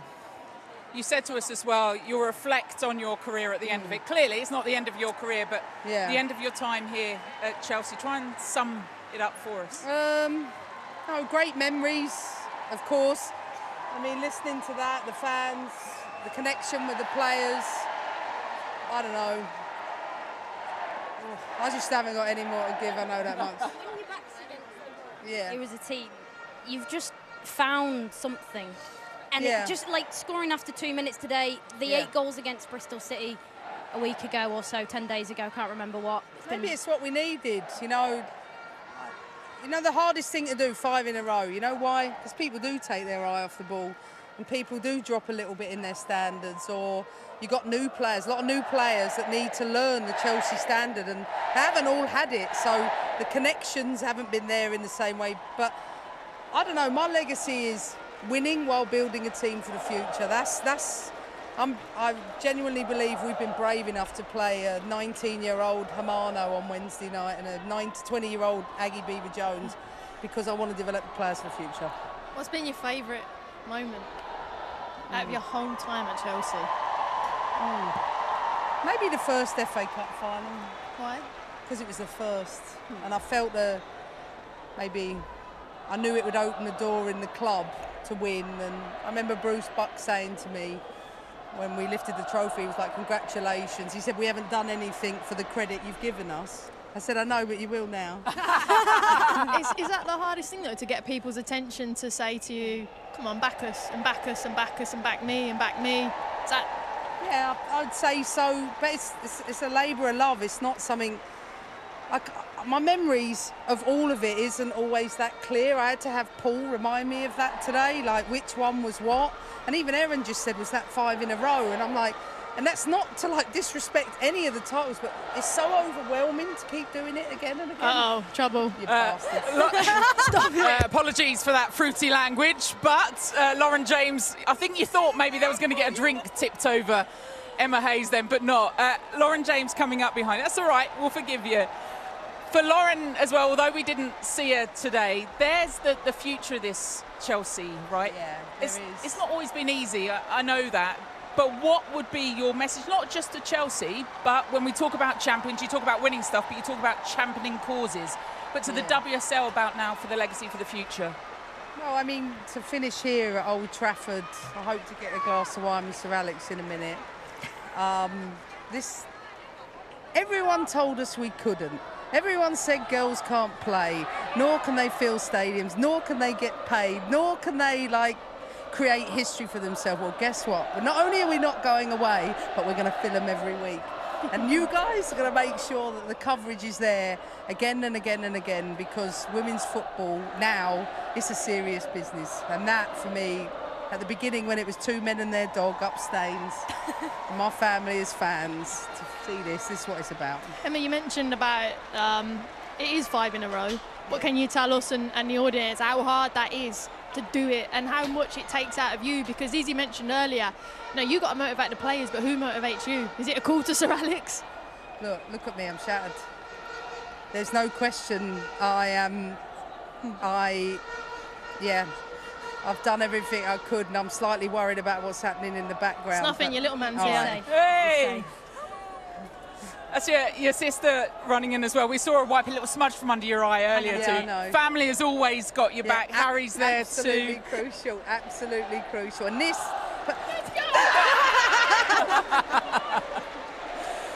It was only water, a drop of the harder stuff to come, I'm sure. Emma Hayes, congratulations. Thank you for your time. Go enjoy it. And enjoy now, post-WSL, what everything will bring in America. I really want to say you're a bit of a drip, mate. Mic drop. Emma Hayes exits stage left. At the Theatre of Dreams, Emma Hayes wanted to perform with her team, and that she did. I feel bad now for saying that. She just won 5 WSL titles. But she needed a reason to get away, and that was it, Kaz. Good exit. Sometimes you just got to bring them down to earth, Karen Carney. It's what you need to do. Now, there's the point. We don't always expect this of managers, Izzy, but she has had at the front of her mind, it's not just about pulling Chelsea forward, but pulling the WSL forward as well. Someone who we hope to see continue in the WSL, but not in a Chelsea shirt. Fran Kirby, perfect ending, Fran. Yeah, it's not bad, huh? It's not bad. I saw the time going down, and I was like, oh, am I going to get enough time to get on the pitch and try and do something? So, yeah, it was amazing. We were watching your gaffer. She turned, she knew it was in before it hit the back of the net. There's the confidence. Tell us about that moment running over to those Chelsea fans. Oh yeah, it was amazing. I got a little bit emotional, especially when all the girls came over and they were like hitting me and jumping on me, and everyone was saying how many goosebumps they were getting, and yeah, it was quite emotional. But to be honest, I went through on goal and I was like, oh, please don't save it. You know, when you just like. I thought you were going to dink it. Yeah. I was seeing it. It was a Frank Kirby dink, but you've gone for the slot. It was unbelievable. To be fair, I've actually been practicing that finish for like 2 weeks every single day after training, just continuously cutting in and finishing. So that's not 2 weeks. That's about 20 years. Yeah, that's true. 20 years of practice. But all the Chelsea fans had all the goals down this end in the first half, and then you gave them that perfect little kiss and finish. It couldn't have been a better ending, right? No, it was a really nice moment, and obviously, you know, I've been at the club for a long time, and they've supported me through some amazing moments, through some really hard moments, and yeah, for me to be able to seal off, you know, with a goal, it's perfect. So we all get to grow up. I mean, all of you grew up in the limelight with football, but for me, watching you've talked about becoming a woman here and what it's meant to you and this family around you too. You can't buy those things. You think Chelsea was the perfect club for you for that? Yeah, absolutely. It's been my home for 9 years now, and I think it's somewhere, like you said, I've grown up, I've matured, I've learned some really hard moments, but some really amazing moments and how to deal with them. And yeah, every player who I've played with, every staff member who I've worked with has been a part of that journey and made me who I am today, and I will be forever thankful to every single person, because what, you know, this club has done and what the WSL has done for women's football in this country is amazing, and to be, you know, a small part of it is something, you know, that I never dreamed of growing up. A huge part of it. Fran, I imagine you're going to absolutely hate me for saying this, but what's next? No, I mean, I think, you know, I've spoken a lot in previous interviews. You know, for me, I believe I still have more to give. I still believe, you know, if I get a run of consistency, I get a run of, you know, being able to build my fitness, build my rhythm, you know, I still believe that I have, you know, a lot to give in the women's game. So I hope whatever comes next, I'm able to do that and be a part of something, you know, that I'm excited by, and somewhere that I can kind of take my experience and take what I've learned here into a new dressing room. So I'm excited. See, I wouldn't have been as cruel to ask that question. Great answer, by the way. What an answer. What I would have asked She's been media trained. Well, what I would have asked is, will it be in the WSL? We'll see. Avoiding that defence all the way along. Fran Kirby, what a special moment. I know you want to go and enjoy it with your family, the team that's behind you as well. One final word. What will celebrations be like tonight? I imagine they'll be pretty wild. There's a lot of new girls here who've won their first trophy, so I'm expecting some big things from them. I'll be sat with my family somewhere in the table in the corner, you know me, just, you know, enjoying myself a little bit. But yeah, I can imagine that they're going to be quite wild. Well, I need to embarrass you. Izzy, Karen, some words on the career of Fran Kirby at Chelsea? I think it's just one word: legend. I can't even say any more and any better than that, really. Absolute legend. And wherever it is, here, abroad, or doing whatever you're going to do, you're going to continue with that status. So, absolute true legend. And the fans have been amazing to you, and because you deserve it. Fran, my favourite goal of yours was for Reading against Arsenal, when you dinked the ball round on the halfway line, ran on and scored. And that was when I knew, I was still a player at this point, I was just like, she is special. So congrats for being incredible. Thank you very much, guys. Enough embarrassment? Tell you what, my head is like this. Oh, we'll keep on. We'll do that. Whilst we keep on celebrating Fran Kirby, it's time to celebrate Chelsea some more as well. They're in 7th heaven as Emma Hayes wins title number. I mean, it's ridiculous, isn't it? Yeah. While her head gets bigger, we'll keep celebrating.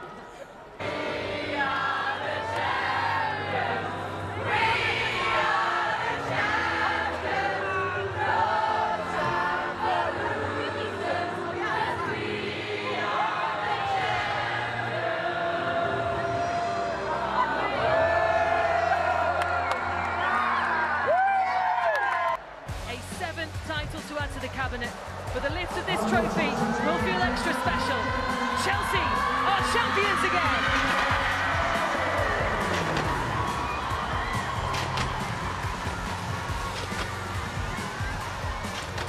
Chelsea champions. Manchester City finished 2nd on goal difference despite beating Aston Villa earlier on today. Let's hear from Steph Horton, who has played her final match not just for City but for football. She's with Lindsay Hooper. Steph, you got that moment where Gareth gave you the nod, you came on, you had such a lovely reception here. Did that all then sink in for you? Yeah, a little bit. I think obviously it's been a few weeks now, obviously not got really on the pitch, and I think just to get on today was really special. But obviously we had a great, our fans came and supported us in the thousands today, which is unbelievable. Obviously the Villa fans as well. So I think obviously a little bit of everything. You're disappointed that we haven't won in terms of the league, but ultimately I'm leaving behind a great group of people. So absolutely good. But exactly, I know it's the right thing to do, and I'm excited to see what happens next season. I thought you might have even had the perfect way to answer when that free kick was given and you were stood over it. I know, you know what, I think I probably rushed it a little bit too much, but you know, for me it's been an absolute pleasure to represent the football club, to represent these girls, to play for England, to play for some great clubs like Arsenal, Leeds, Sunderland. It's been unbelievable and a career I would never ever dreamed of, so absolutely good to be retiring, but at the same time I'm looking forward to what's next. You did a lovely interview this week with Izzy Christiansen where you spoke about it could have been the fairy tale finish.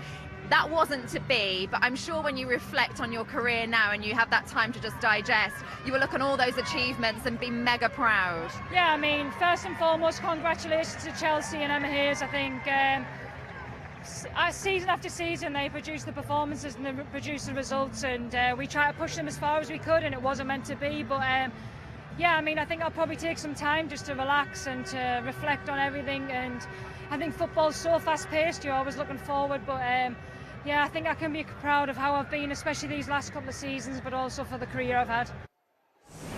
Lindsay Hooper with the questions for Steph Houghton. Courtney Sweetman-Kirk's come to join us down here at Old Trafford with Karen Carney and Izzy Christiansen.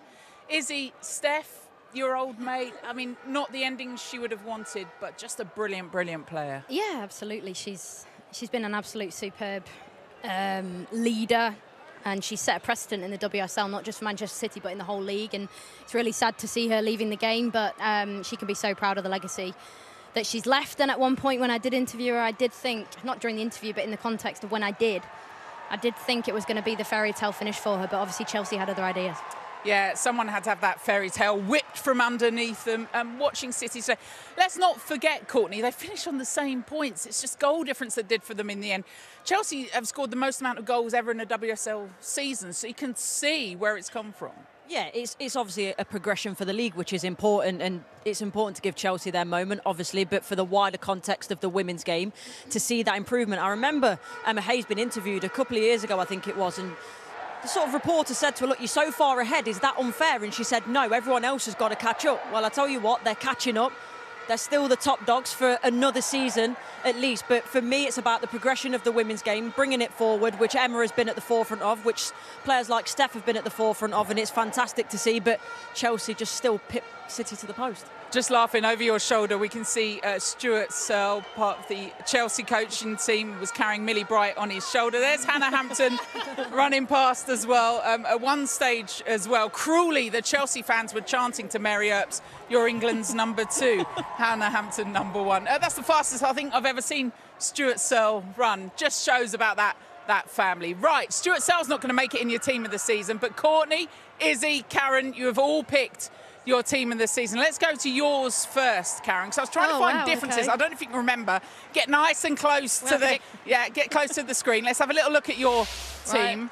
Right. I think you've not got Grace Clinton, who these two have picked. Why not? Well, Kiara Keaton's been absolutely unbelievable. That's not why I asked. Why haven't you put Grace Clinton in? Because the others are better in my team at the moment, but she's great talent for the future. But Kiara Keaton, a massive shout out for a young kid to do what she's done at such a massive club. Clean sheets, shots, saves, XG, etc. Unbelievable. Alex Green with a massive shout out. And the whole of, I mean, I wish I could say all about all my team, but I think you're telling me to hurry up. But that was Neve Charles reacting to being in Kaz's team of the season. Yeah, exactly. Yeah, there she is. But I also went out very attacking, but that's mine anyway. Neve Charles just said that's better than any trophy she could have won today. Perfect. You two, then let's have a little look at Izzy's team next. Your team this Izzy, you have put Hannah Hampton in goal. Yeah, I did. I know it's a bold move. Kiara's been exceptional. I agree. However, Hampton, for me, has added an extra dimension to Chelsea, and she is a big reason why I think they got their hands on their title. Why Clinton? Clinton's been unbelievable. She's one for the future, but she's also one for now. Jess Park, since she's come into the team on a regular basis, I think the level of maturity that I've seen, played with her when she was on loan with Everton last season, I've seen an absolute mile of improvement from her in terms of her game. And I didn't put Bunny Shaw in my halfway team of the season, and I got a lot of stick online for that, which is absolutely fine. That is what a pundit gets. But she is now in my team of the season. Absolutely can't argue with her goals. Yeah, you've all put Short and Hemp in your team of the season. Courtney, here's yours. No barracking from the sidelines, please, Courtney. Courtney, similar, although you've gone Keating in goal. You've also put Clinton in and James too. Yeah, and Newskin, I want to give a massive shout out to, because I could have put her at centre half, I could have put her in centre mid, I could have put her at centre forward. Why didn't you put her 3 times? I should have. Is that her best position where you put her? No, but I was putting square pegs in round holes at that point, and I feel like she had to be in there. But for me, again, you see today, she comes on, she scores a goal. I think her best position is probably attacking centre mid, but spaces were full at that moment. So yeah, again, you look at Kiara Keaton's a massive shout out as well. Go on, what she's doing at you her don't age. switch your fullbacks over. I like Neve You down the left. like okay. Yeah. And Katie McCabe on the right. Yeah. But we could switch. Just That's asking, about just my asking. team. But Izzy, this team is dynamic. It's Are you inverting your it's fullback? free flowing. We can play inverted fullbacks. We can play not inverted fullbacks. That was the thinking. Who wins out of those 3 teams? Football wins, Caroline. Oh, behave. Football. Oh, God. Football is always the winner. Let's hear from the Manchester United manager, Mark Skinner. Defeat today at Old Trafford. He's been chatting to Jules. There are players who are out of contract, one of those being Mary Earps. How key is it that she or you convince her to stay at Manchester United going forward? Yeah, of course, I'd love to work with Mary, and you know, there's conversations are still ongoing. From my perspective, all I can do is work on my relationship with Mary and what we do on the field, and so yeah, look, I'd love her to stay, but that there are moments outside of that the club and obviously representatives need to achieve. But for me, it's important that we don't put the player in that. It's not about Mary in this moment. It's about representatives meeting and doing that. But from my perspective, I really enjoy working with Mary, and I hope that I can continue to do that. We talked about this before the game, but how key to Manchester United's future is hanging on to Mary Earps? Quite a lot, just given the quality of Mary Earps. She's been a consistently high performer, you know, off the back of 2 terrific major tournaments with England, where she's really taken her career up a notch. Yeah, for Manchester United, I think if there's a player in their 11 who, I mean, Kaz said at this, you know, who goes on and plays at a higher level, it's Mary Earps. It's going to be an interesting one for Manchester United. Manchester United finishing 5th. To your old team, Liverpool, Courtney, not good enough? I don't think so in the context of the season. I think they spent not bad in the summer, actually. They're probably the players that they've brought in probably haven't had the impact that they wanted so far. Yes, winning the FA Cup, we can't get away from that. It's a fantastic achievement. But then you look to other things like where you're finishing in terms of attracting players and how that looks to them. So first and foremost, yes, you've got to keep Mary Earps, but I think we mentioned it before the game.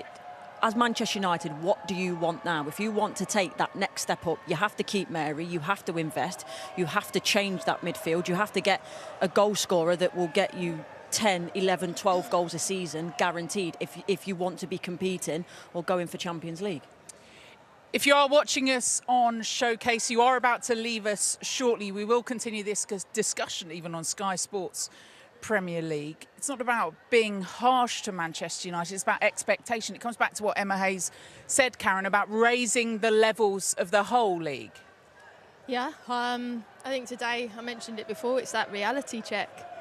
You know, they were founded in 2018. Chelsea were in WSL in 2011. They're already behind, and to make those goal fund catch up is going to need a lot of investment and a lot of backing, and I haven't seen it so far. And in my gut, I can't see Mary Earps staying unless they go out and tell her we're going to go and buy 5 or 6 players and we're going to have a good go for it. But I think it's for, again, you lose Russo, you lose Badia. Why is Mary Earps running a contract down? Do you know what I mean? So the manager can only do so much. It's the hierarchy. But and I've said that. There's a lot of our pundits on Sky Sports have said about Manchester United.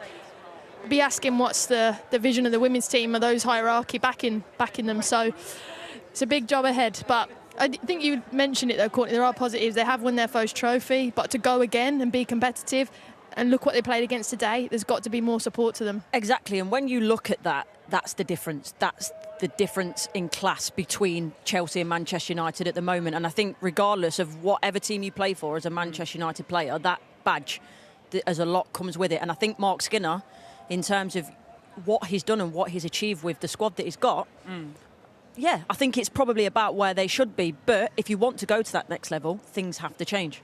All right, we are going to let Showcase